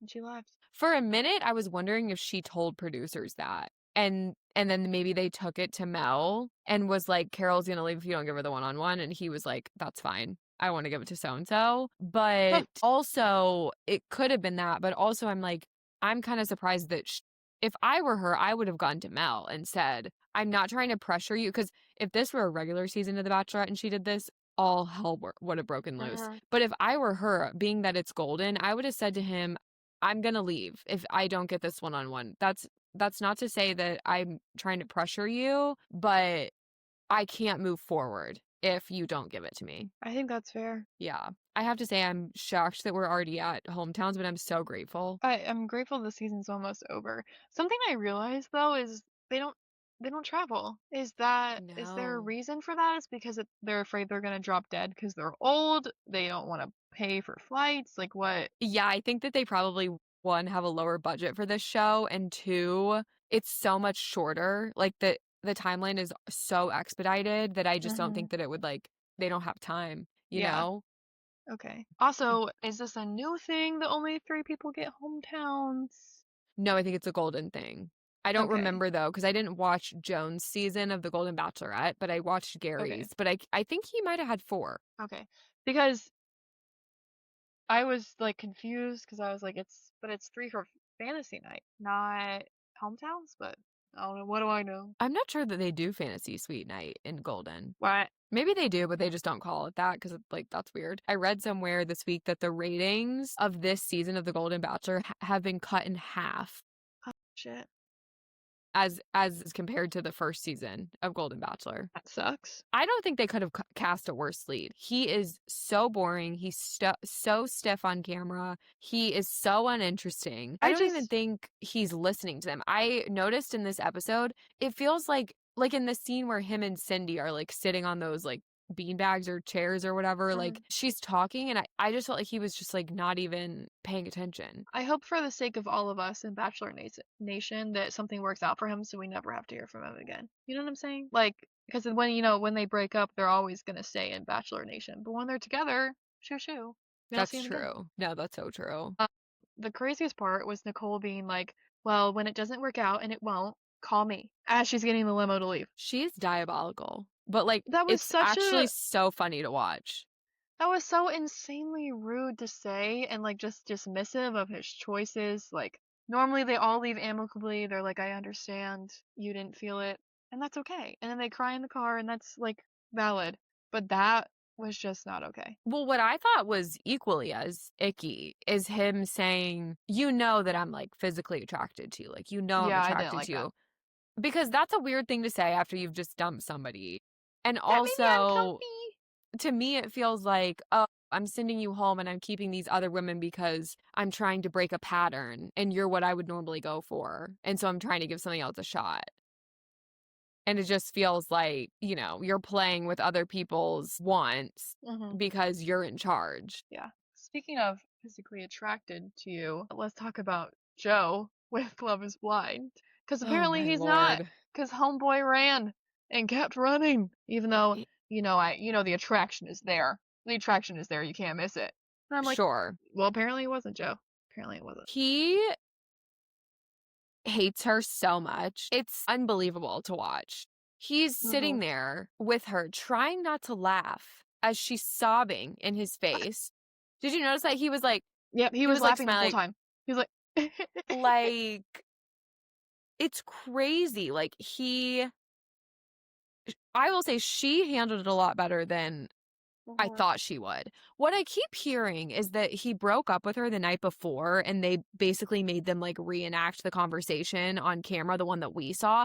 I don't think that that's what happened. I think he called it off the night before and they had one final conversation. I don't think that they were like rehashing exactly what happened. Because she walks out and he's like, how are you doing? And she's like, good, I slept. And then they're having a conversation. Or better, I slept, or something like that. So I didn't think that was like a refilm or anything. But it's just he can't tell her what the problem is, and I think he won't tell her, not can't tell her, because he doesn't want to be like, you're too big, because that's exactly what he's thinking in his head. You're so right. I 1000% agree with you when she was like, I'm asking you for a reason. I felt like she was almost trying to bait him to say that he wasn't attracted to her, that it's her weight or she's just not his type or whatever, because she's right. That's what makes me, it's like, I feel like people will be hard on her. They're going to be like, like what it was, you knew he wasn't attracted to you, but it's like, I would want the same thing. Hear this bitch say it. I would want to hear you say it. I want you to hear how disgusting you are, and I want you to hate yourself for what you are doing to me. Yeah. And then she needed that in that moment, and she deserved that. And he wouldn't. I agree. And she watched this back and now I'm sure it has complete clarity that that's the case. Not him saying right after the breakup that he would have been miserable. Not him saying that this feels like a weight is off my shoulders. I feel relieved. And the way that he wouldn't say anything to her when they were having the breakup conversation, but then wouldn't shut his damn mouth in the interview after. And he was like smiling, giggling, happy. The way that he packed his stuff up so fast. I've never seen someone pack that way. While she's sitting on the couch, and he's just like, gotta pack this. But did you notice? Did you see how he was just throwing shit into a suitcase and he wasn't folding a thing? And did you notice when he walked through the door at the very beginning of that scene, he opened that closet to make sure his suitcase was in there. I remember thinking, like, she was like on the phone with her mom or whoever in the closet, and then their like bedroom closet, and then they show him walking through the front door of the apartment. He looks in like a storage closet next to the kitchen and then shuts it and then goes like in to grab her. I was like, why did he just go in that closet? Like, that was just weird. And then after he went, when it cut to him like carrying the suitcase, I was like, oh my God, he was checking to make sure that that's where his suitcase was so that he could get out of there. Yeah. I just like, and she was so like right in this. She was like, why would you let me go try on and pick out a wedding dress and then drop this on me? And he's like, well, I didn't know. Yes, you did. The only thing that I'll say in his defense is at least he didn't let her get to the altar. I mean, that's very fair. I was sad because his friends liked her so much. And I'm sure they feel terrible that their friend has acted in such a disgusting way. And they're embarrassed to be friends with them. And also, he was acting so erratic in the trying on the suit situation, which we understand now was because he was like, I'm done. But it was just giving major ick. Like, you can't make one decision. Yeah. Joe will never get married. He is on a path to just, and like, that's fine. If that's your thing, don't get married. Nobody's judging you for that. Stop going on dating shows then. Don't go on a date. I suppose this is his first one, but I better not see him on anything else. I better not see him on Perfect Match.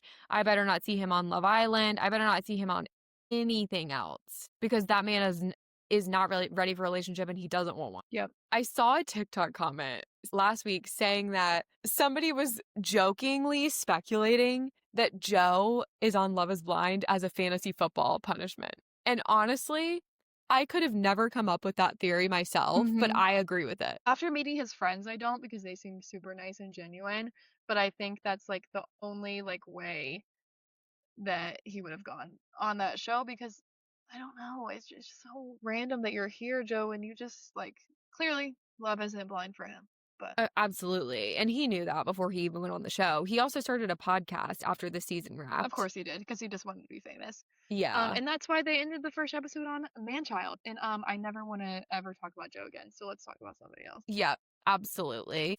I think that we will be hearing from them at the reunion, because I saw that Madison made a TikTok and said it was something like, I was so upset when this happened, but now I found out all the information and now I'm ready for the reunion. And apparently, this is the last thing I'll say about them. Apparently, when she mentioned in their breakup conversation, I think it's interesting that this happened after the singles event. There was an event that we didn't see on the show where all the single, I don't know, maybe it wasn't filmed, like maybe it was just like casual, where all the singles from the pods were there, and apparently Casey was all over him. Yeah, while he and Madison were still together. So I'm interested to see what else is going to come out about that. Madison, I would love to hear from. Madison, I'll hear from all day. I never want to see Joe on my screen again. Bye, Joe. No, me neither. I like Madison. Our other breakup, this one was just so bizarre to watch. Annie and Nick. Like, what? Like, Annie, don't make me side with a man. Don't make me side with Nick in particular. And Nick, she is just like,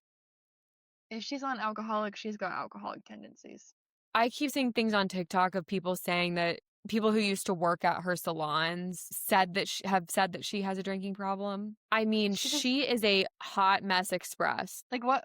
I don't even understand. I haven't understood what a single one of their arguments has been about this entire season. And I think that's why Nick broke up with her. 100%, I agree. He's just like, the reason I'm not willing to marry you is because I am not happy. That's exactly what he said. And I think that he had every intention of marrying her until she started acting like a psycho. Absolutely.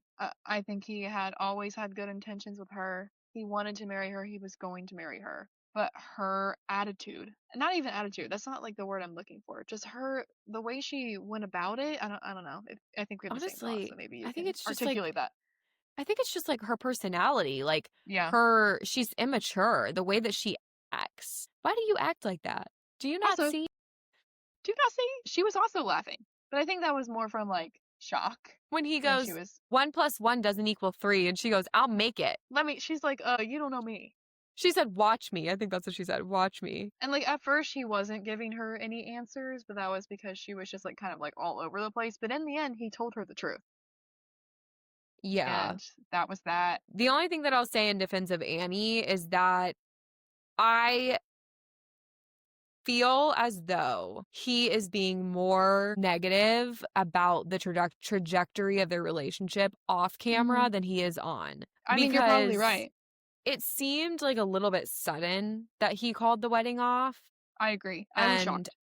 I think that there was either a lot of conversations that they either filmed and didn't put in, or that we just didn't see, where he was probably saying some things that were making her say the comments like, you don't love me as much as I love you. You're not in this the same way I am. Like, I think he probably was putting that doubt into, but it's like, of course, we're not seeing him say those things. Yeah. So, so that's the only thing. I will leave the door open for Annie to redeem herself in the reunion. I think that's a good segue though into KB saying, you are not the same person on camera as you are off camera, to Edmund. That and I'm like, was tea. What is he doing off camera? If he's this insane on camera, what's he doing off? I think her point was, we are in fights all the time, but when the camera comes on, you try and act like we aren't. Yep. I loved KB's like explanation for why she was mad at the beginning of the first episode, where she's like, I did this, then I did this, then I did this, then I got a little stressed about timing, so I asked you to do this. And then you said, no, I'm just chilling, so then I had to go do this. And then I had to come back, and then I had to get ready, and then we had to go to this. And then you're mad at me because I'm in a bad mood at the event, so then you're making comments about me not being nice to you, even though you know why I'm not being nice to you. Something about the way that she spoke to him in that moment, and she said, don't interrupt me. Yes, that was like, stayed quiet. Thank God. Shockingly.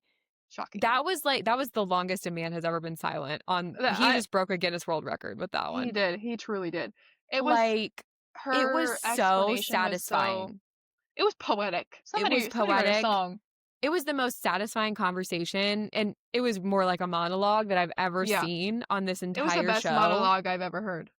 I am obsessed with her. Her ability to confront him is absolutely unmatched. I have never seen anyone on this show that has been able to address issues as transparently as her. Yeah. She beautifully addressed what it is like as a woman to be in a relationship with a. Yep. And I just hate that she has to put him in his place like that. Like, why does she always have to put him in his place like that? And then why did I have to watch Edmund skate? It was cute once they started skating together, but she's just watching him. That doesn't give you the ick, girl. I have never wanted a couple to not get married as much as the two of them. She deserves so much better. Like, I hope with every being in my body that they do not end up together. I noted, I was like, Edmund, didn't you have a whole freak out about only ever being the nice guy and only ever being told you're the nice guy? And then you get mad at KB when she doesn't tell you that you're nice? Literally. Oh, God forbid she heard you. She heard you. She took in what you said. And that's such a good point. And then you get mad because she's not. You just read him down. That's such a good point. And also, she's like, she said at one point, you can say things but I can't react. Absolutely. That's your problem. And that to me was like the absolute nail in the coffin of like the fact that she is the parent and he is the child in the relationship. Because think about it. It's like when you're kids or like even teenagers or whatever, like we say things to our parents that are hateful or rude or whatever because we know that they're not going to react because they're our parents and they're mature. They're grown-ups. That is literally the two of them. He is the child and she is the parent that doesn't react because she knows that he's going to blow up or that he's going to twist it and put it on her. And nobody wants to parent their partner. Alex Cooper just did an episode on this. And like, why does it even have to be an episode of hers? Why does it have to be relevant in their relationship? Why can they not just take care of themselves? The conversation that they had after they went snowmobiling, I'm just like, I don't understand why she's still with him. She said she was ready to throw the ring off of the thing. And I was like, why didn't you? Yeah, like you should have. It's crazy to me. Like, I don't understand what's keeping her around. That's my only gripe with her is that I know that she knows that it's not right and that it's not going to work out. The last thing I have to say about her is her wedding dress was so ugly. There's always one. I did not like it, and she's so beautiful. I know. Why they put this girl in an ugly dress?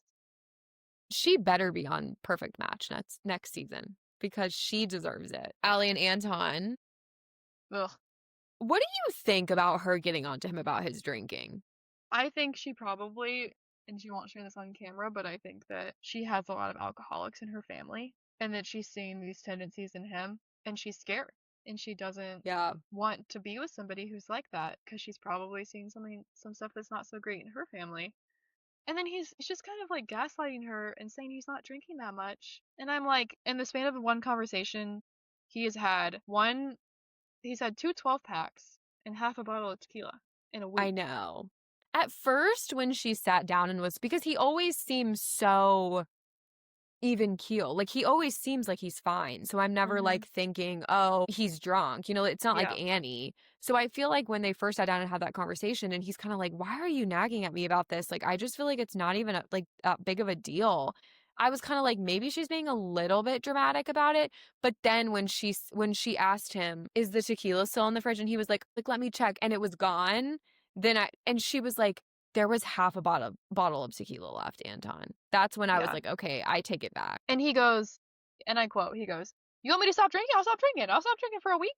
That is the exact sentence that an alcoholic would say. Absolutely. Because they never will admit they have a problem until they do. They're like, I could stop. I could stop whenever I want. I can stop right now. You want me to stop drinking right now? I'll stop right now. And it's like and it's so demeaning to the other person who's trying to help you when you're just like immediately dismissive of the fact that you could have a problem. And maybe he doesn't. Maybe he's just not. Maybe he's just trying to like keep up with his friends, or maybe his work is really stressful. I don't know. Like I think there's a lot of stuff we're not seeing.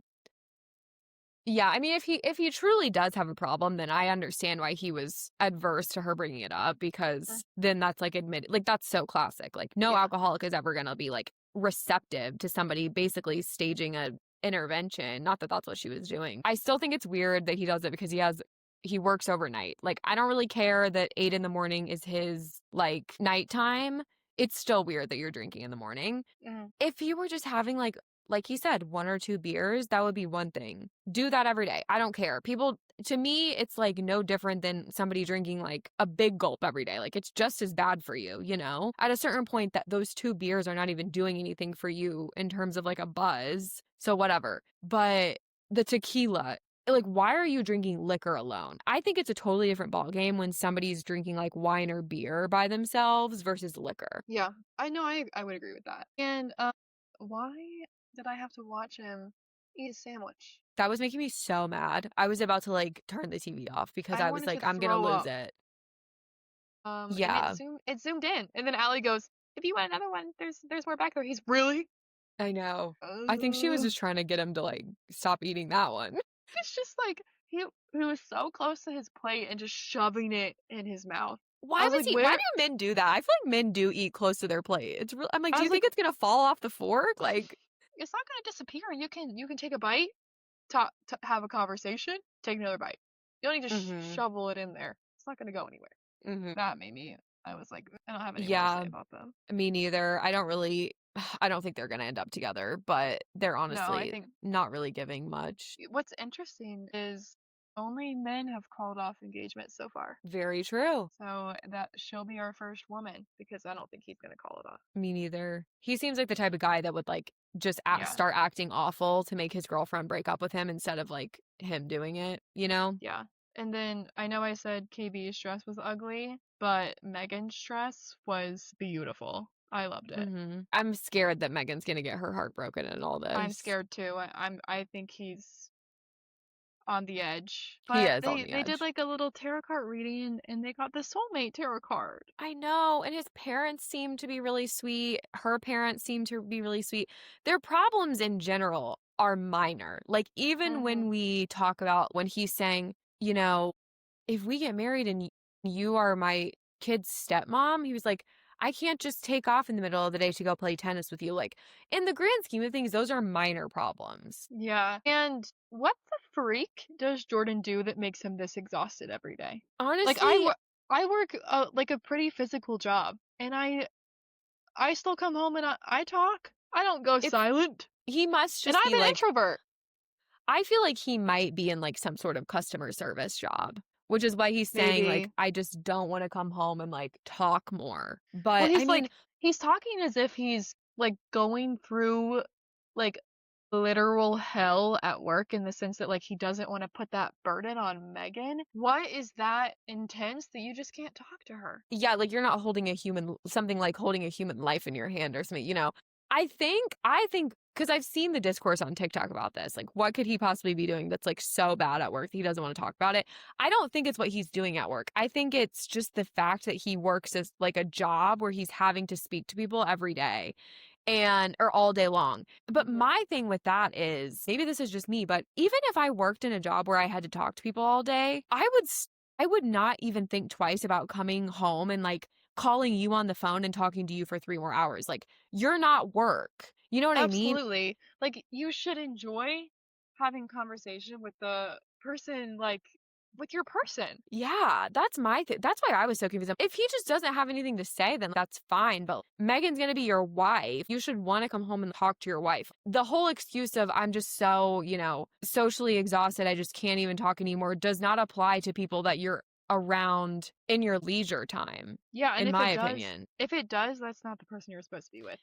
Great point. Yeah, I don't And know. like, I think and on the other side, if you can't sit in comfortable silence with somebody, they're not your person either. that's true. Yeah, I think, and honestly, I kind of think part of what she was trying to get at, which I think that this goes back to like her fundamental characteristics as a person and like as a Hmm. woman in business. She said at one point, I think something along the lines of, I'm looking for, you know, someone that can like have stimulating conversation with me. Like, I think she's starting to realize that there maybe is a breakdown in Do you the think she was things that talking they about like to like, talk about it. Do you think she was talking about, like, intelligence? Kind Like, of. she I was think she was essentially talking about calling him stupid? I don't think she's calling him stupid. I just think she maybe she wants to talk about business or she wants to talk about current events. And Uh-huh. I don't necessarily know that I see Jordan, or maybe she even just wants to talk about, future plans, how they could. She seems to me like the type of person that wants to marry somebody so that they can, people say this, quote unquote, take over the world. Like, I want to build an empire with somebody type. She seems like that type to me. And Okay. he's definitely not like that. He's comes from a much more humble background. He doesn't have the resources or the time or the luxury of thinking that way because he has a child. So I think that that's what she was getting at. I think she also loves the idea of being a stepmom, but in reality, like, The maybe work is not. yeah. But also, I do appreciate how upfront Jordan is about it. So there was back in like maybe season 4 or something, there was a couple. Their names are Chelsea and Kwame, and they're still married actually. But a huge storyline with them was that she wanted kids and he was like, I want kids, but like I want to do a lot of things before that. I don't like, I think she might have been a little bit older than him. He was like, I want to travel and I want to do all these things. And like she would just make these crazy comments like, okay, like if you want to travel, like I'll strap the baby to my chest and like we'll go travel. And he was like, Chelsea, like, that that's not how it works when you have a kid. And it's kind of reminding me of that a little. Yeah. I think it's sad that they might not end up together. I want them to really badly. Like, I want the underdog essentially to win.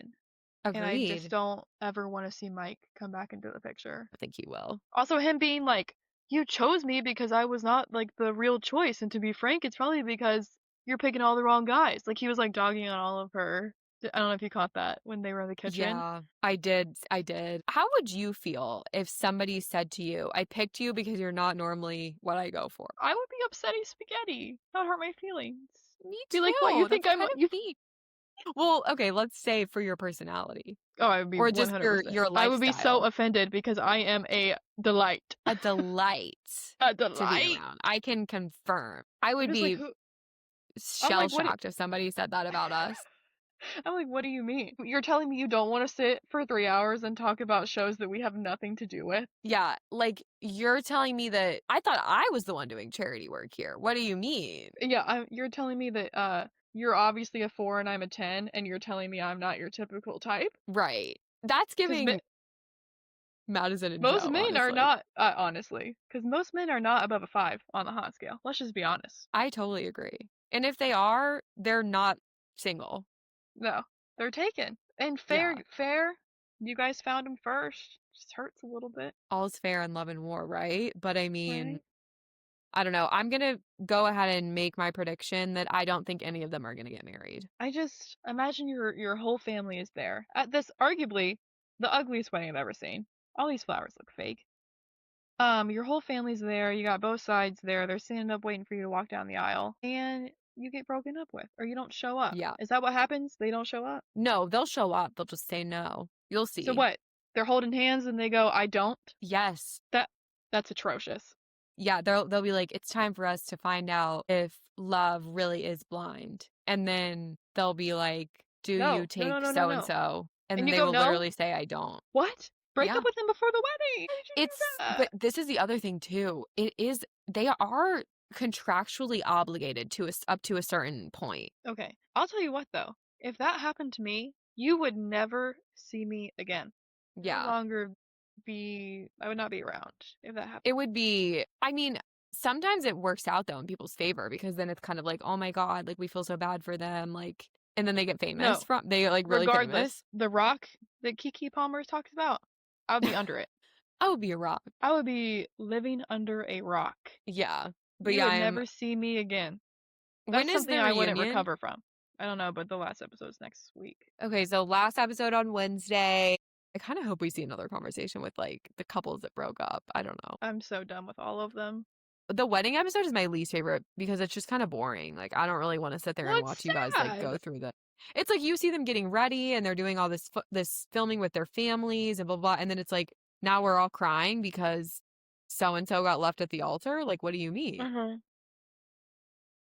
Let's talk about something happy. Yeah. Dancing with the Stars. In happier news, which actually I was kind of crying like this whole episode. dedication night. I was sobbing. It was trying to take me out.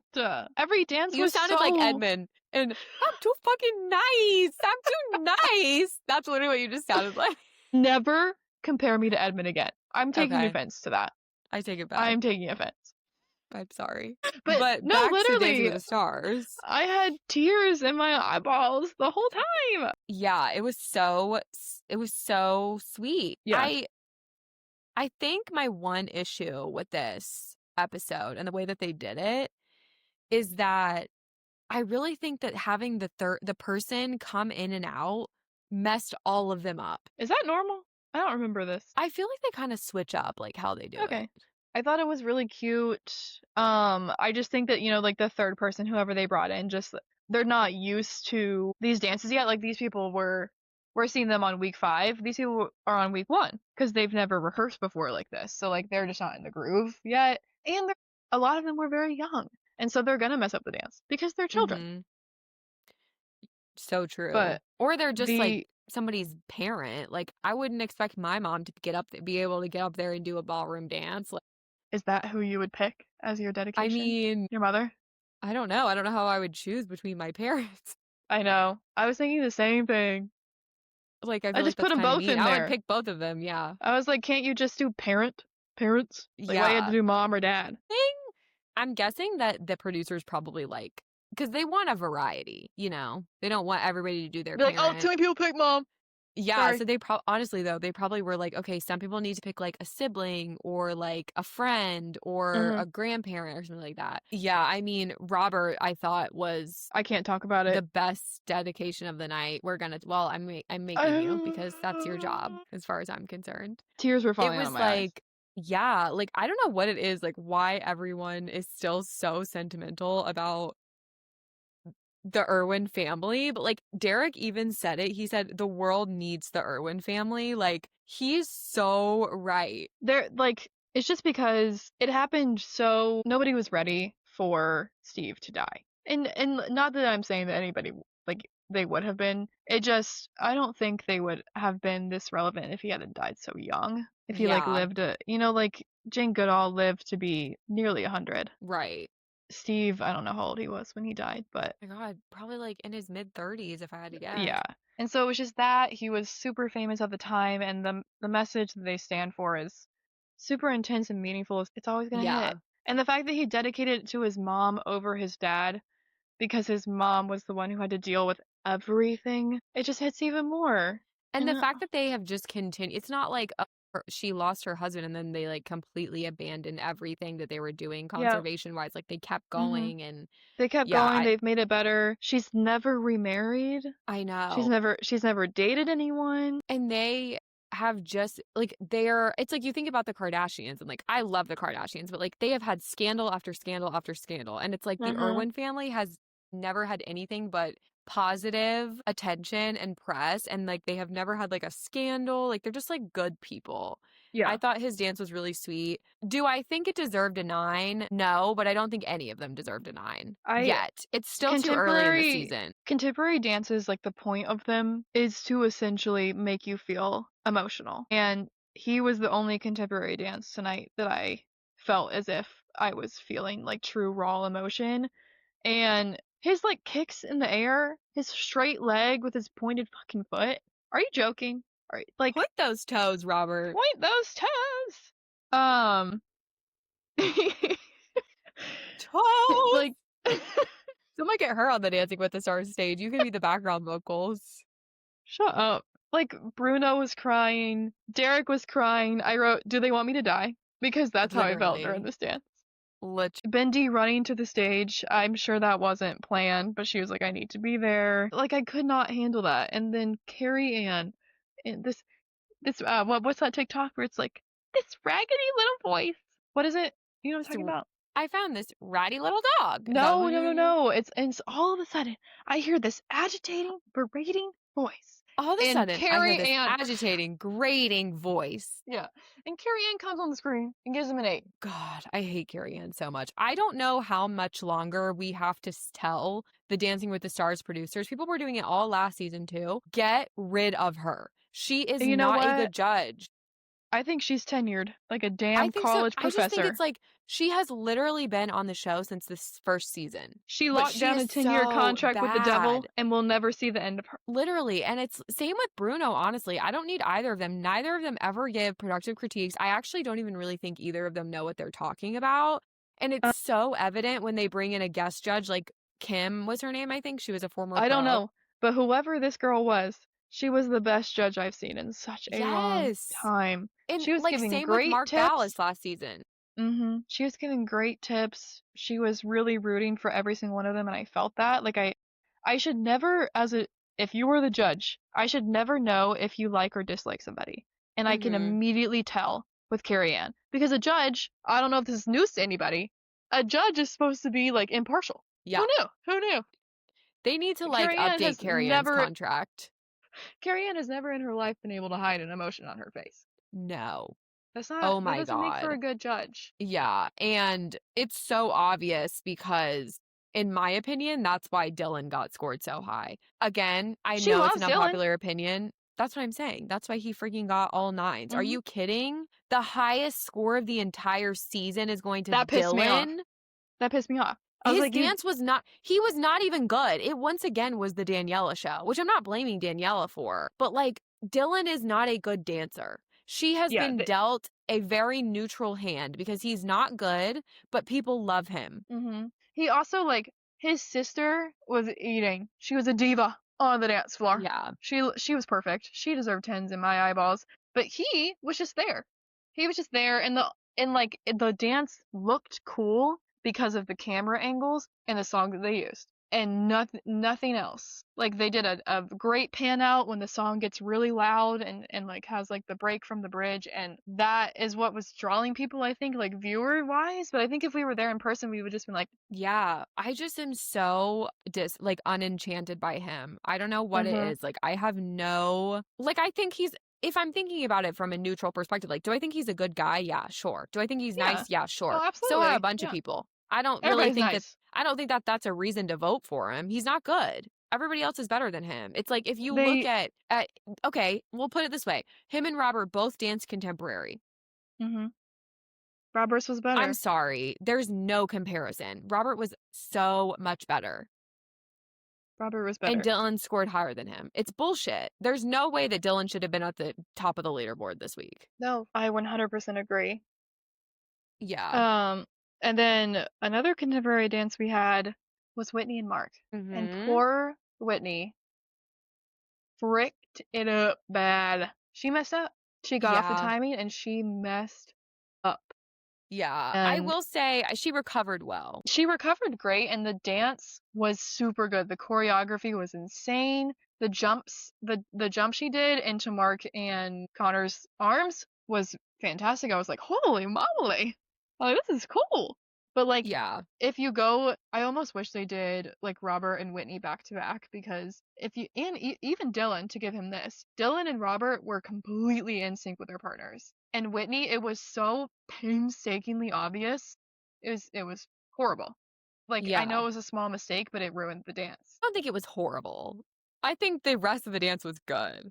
The dance was good, but we're like, I mean, horrible in the sense that like being behind is like, yeah, it's like hard to watch, but I also think that there should be, and I'm kind of a Whitney apologist, so I'm probably being too easy on her, but in comparison to everything I just said about Dylan, but I think there's something to be said for that. Whitney's choreography was way harder than everyone else's, and also having Connor come in and out, like nobody else would have been able to do that. It was way harder, but I think Mark purposely makes it harder because he's trying to almost make it an even playing field, if that makes sense. Yeah, because like he is a little bit more skilled. He definitely is challenging her, which I appreciate. Yeah, he's challenging her, which is great. You know, Mark was playing like tender because he was the force that almost separated their marriage. He was playing the part of tender between. Oh my gosh, you're Whitney kidding. and Connor. I did not realize that at all. Yeah, but interesting. I did not pick up on that. Wow. Connor, I think, is just the most pure human being. Like, I know that they had those issues in his marriage, and I wasn't necessarily his biggest fan on the first season of Mormon Wives, but I mean, even I think Derek said it, like, that is how you show up for your wife. Like, name another husband that we have seen on reality TV that would do that for their wife. I mean, that's fair. I don't like either of them. I'm sorry. You really still don't like Whitney? She's fine. I feel God, I'm indifferent towards obsessed. her. She doesn't make me, like, I don't know how to explain it. I'm just like, okay. I think if you had watched the reunion of Secret Lives of Mormon Wives, you would feel differently. About Connor, at least. You can't make me like any husband, to be honest. I'm gonna give Connor a pass, but I get that. I'm gonna be a husband hater. Fair. That's fair. I get it. I don't support them. You know who I've kind of just become completely lost interest with is Jen. It was okay, but she went right after Whitney. And like that was diabolical. While Whitney did mess up, the choreography was insane. Like other than that, like the dance was perfect. If she didn't mess up, she would have gotten a 10.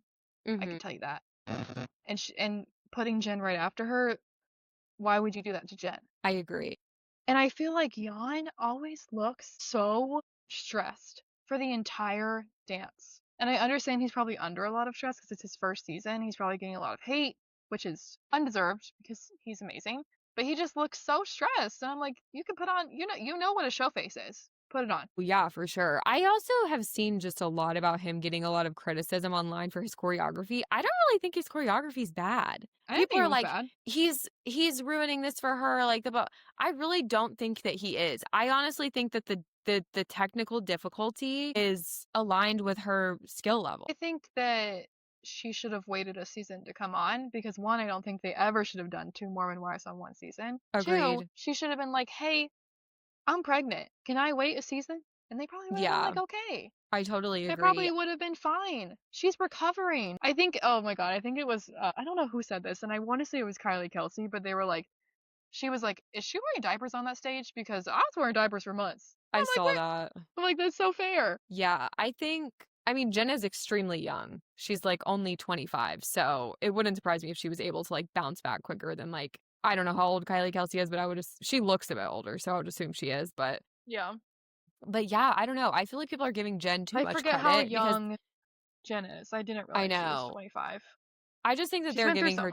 I just think that they're giving her a little. People online are giving her a little too much credit because they've seen her like twerk on TikTok, and for some reason they think that means that somebody can dance, and like that's just not the truth. No, that's not the truth. Yeah. Carrie Ann saying that was the most passionate dance she performed yet. I didn't think so. I didn't see that. I don't know. I thought the part with her mom was awkward. I think every dance she's done has kind of just been at the same.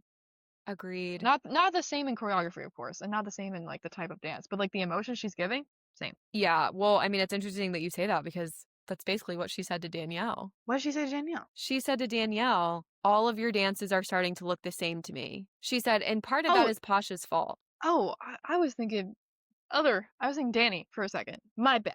She did say that to Danielle, and that shit pissed me off. That was so mean. Carrie Ann is so mean to the women on this show. Every season. She was mean to Chandler last year. She was mean to Hannah Brown when she was on the show.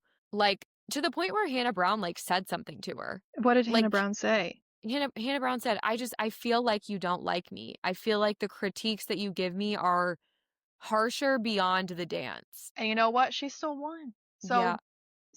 Speak your mind. But, oh my God, him being dedicated to William Daniels, that man is 98 years old. I've never seen an older human being in my life. He looked, it's like, and let me tell you, not a young 98.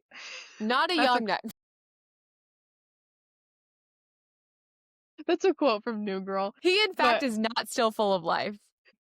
My thought process the whole time was like, I'm sure she was thinking about dedicating this dance to him like a while ago, and I was like, what if he had died? No, that's what I'm saying. Like, I just feel like the lights, camera, action. We're gonna take him out, and it was like the jive or something was her dance. Like, how is she? I'm like, you guys are literally gonna give him like he's gonna go into like a fit on this stage. Like, I don't think this was a good idea. I was like, don't put a 98-year-old on my screen again. I can't handle that. Literally. Anyways, speaking of old people, I thought she was great. I thought she was good too. She's really energetic. But Carrie Ann didn't think so, but she got her first 8 finally. True, I know. It made me okay, yeah, that was the other thing. I felt like, I'm sorry, I'm gonna bring it up again. Danielle was better than Dylan. I know that they're very different dances. Honestly, the people who had contemporary dances in this They had episode an had a advantage already. huge advantage. That's unfair. Yeah. I should all be contemporary for dedication week. Because what the hell was Danielle's scoring and what the hell was Elaine's scoring? Elaine got 7s. I literally thought she was like perfect in her dance, given the fact that Lisa is coming in and out and was basically in the whole thing. I thought she did amazing. The Parent Trap was the perfect song choice. She danced beautifully. Lisa was a perfect addition. She fit in really well. Dennis Quaid was there, so like automatic 10. I didn't see any issues. Like other than the fact that it's not as like dance-wise, it's just not as like the choreography's not as hard. No, It's fine. not as fun. I think it actually probably is just as hard. It's just not as fun to watch, you know? Yeah. Like doing those slow dances, like they're just not as entertaining, but like I thought she was amazing. Lisa was in the whole dance. Alan did so well with the choreography. Like and Lisa busted her ass. I didn't see anything with posture. And like 2 people on said that something. note, why are we not talking about Dylan Efron's posture? Yeah, he's fun. I am his biggest hater. I am his if we had like a bunch of people that listen to this, I would be getting absolutely flamed for my opinions on him. But I want to see Lisa on next season. I do too. I think that would be so fun. I'm watching her on Abbott right now. I just love that show so much, and I have so much love for that show. I need to watch it. So much. You need to watch it.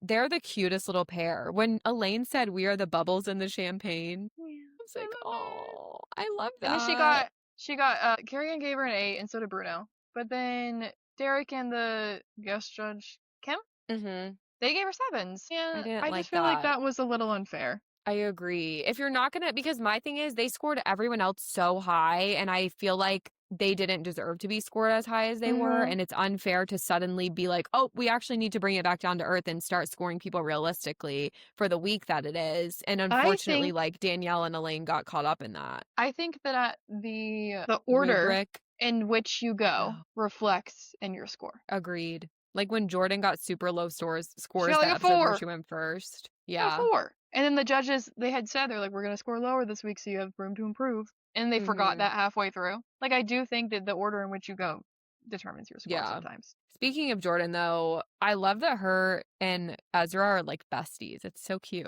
Yeah. The dance was so cute, and her dad did, like, literally the entire thing. And I really enjoyed it. I would love to see her get a 9. I don't know what's happening. This is what I'm saying. They're not grading everybody on the same curve. Like, I understand that they're like, we have to look at people for their skill level and blah, blah, blah. But, like, no, like, Dylan Efron is a young, like, fit man. I understand that when it pertains to, like, Jordan versus, like, Andy. But no, not when it's, like, Whitney versus Dylan. Like, no, that's not an equal playing field. Like, they are on an equal playing field, and you're making it to where they're not. All that to say, it is so clear and obvious that the judges' scores literally mean jack shit that I'm like, I don't even know why I get so heated about it, but I do. I do. I always do. I also loved Jordan's song choice. I love that song. Daughters by John Mayer. Oh, God. What? I just hate John Mayer. Well, I think he's incredibly talented. His music is great. He puts a bad taste in my mouth. He's kind of icky, but yeah, that song is really good. A singer I love, though. Scott. I love that he sang Hard Launch Baby. Yeah, that's so cute. And I love that he sang at the beginning. I love that he dedicated it to his husband with a song that Scott literally wrote about the two of them. I know. It couldn't get better than that. I kind of feel like he's underrated. Like, I don't agree with, like, the negative comments that I've been seeing online. I thought his form, like, it looked great. And then he gets 2 7s and 2 8s. What was that? Like, you guys. We cannot just give Dylan Efron 9s because he's attractive. I can excuse if the 9s have been given to Whitney, even though she messed up, or to Robert. I mean, obviously they both got 9s. If they would have been, sorry, if I'm saying if it had been, like, Dylan's entire score. Even. The same score. I can excuse that. But, like, Dylan being the only one to get 4 9s? No. Ridiculous. Absolutely absurd. I hope that they recognize they are of their ways. I think Andy did well, but the part with his daughter made it so awkward. Like, it was so, like, weirdly timed. They just, like, refused to give him better than a 6. And do I think he's doing better than a 6? No. But like, honestly, if we're going to have mercy on anyone, it needs to be Andy. Like, stop giving the poor guy 6s. Like, he knows that he's not good. It's, like, mean at this point. Yeah, just give him a damn 7. He'll be elated. And then I think Alex was last, right? Yeah, Alex was last. I loved the dance. Alex looks effortless in everything that she does. I don't know how she does that.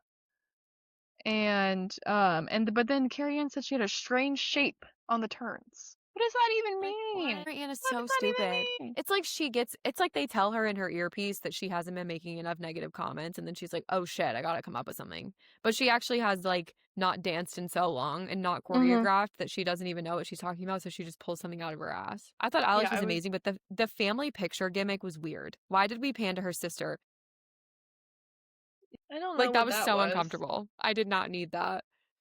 But I thought she did good. I thought, her sister had twisted her ankle in rehearsals a couple hours before. Aww. And they thought she wasn't going to be able to dance, but she pulled through because she's so strong. Cute. Did you notice that when Derek was scoring, or when he was giving Alex feedback, he said something about there being a lot of negativity in the room that night? Yeah. He was he went hard right there. And I was like, what's this about? It makes me wonder if one of the pros said something to him about the way that he scored them.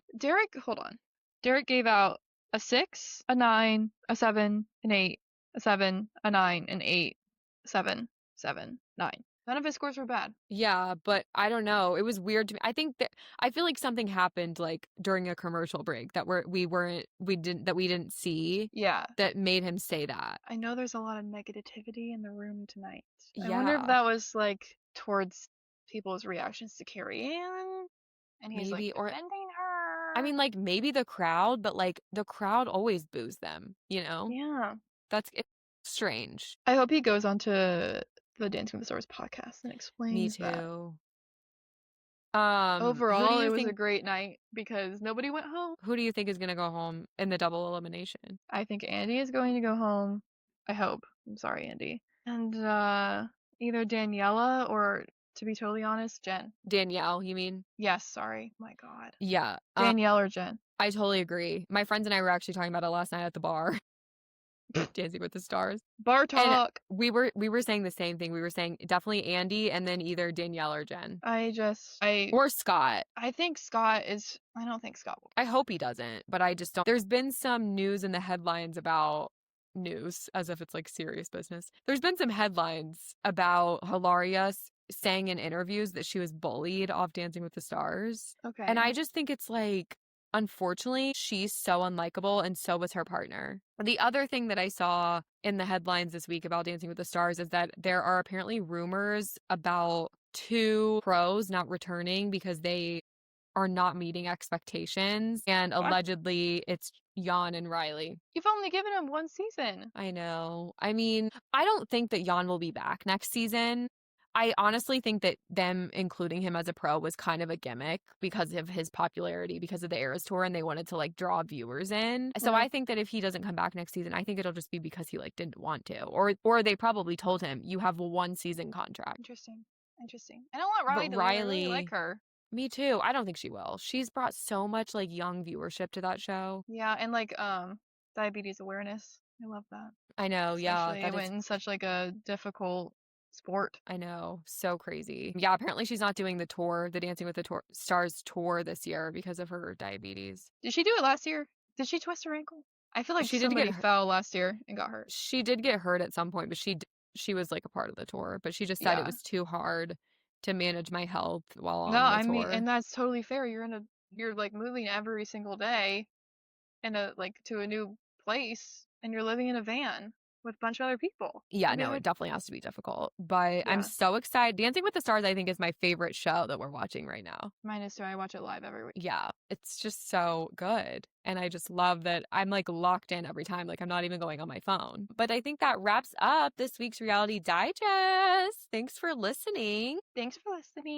And we'll see you on Thursday after this for a Fame Files episode about the conspiracy theories surrounding Marilyn Monroe's death. So that will be Thursday's episode. OMG. We can't wait for you to hear it. Bye, everyone. Bye. Thank you so much for listening. We hope you enjoyed this episode, and we will see you next week for more pop culture chaos.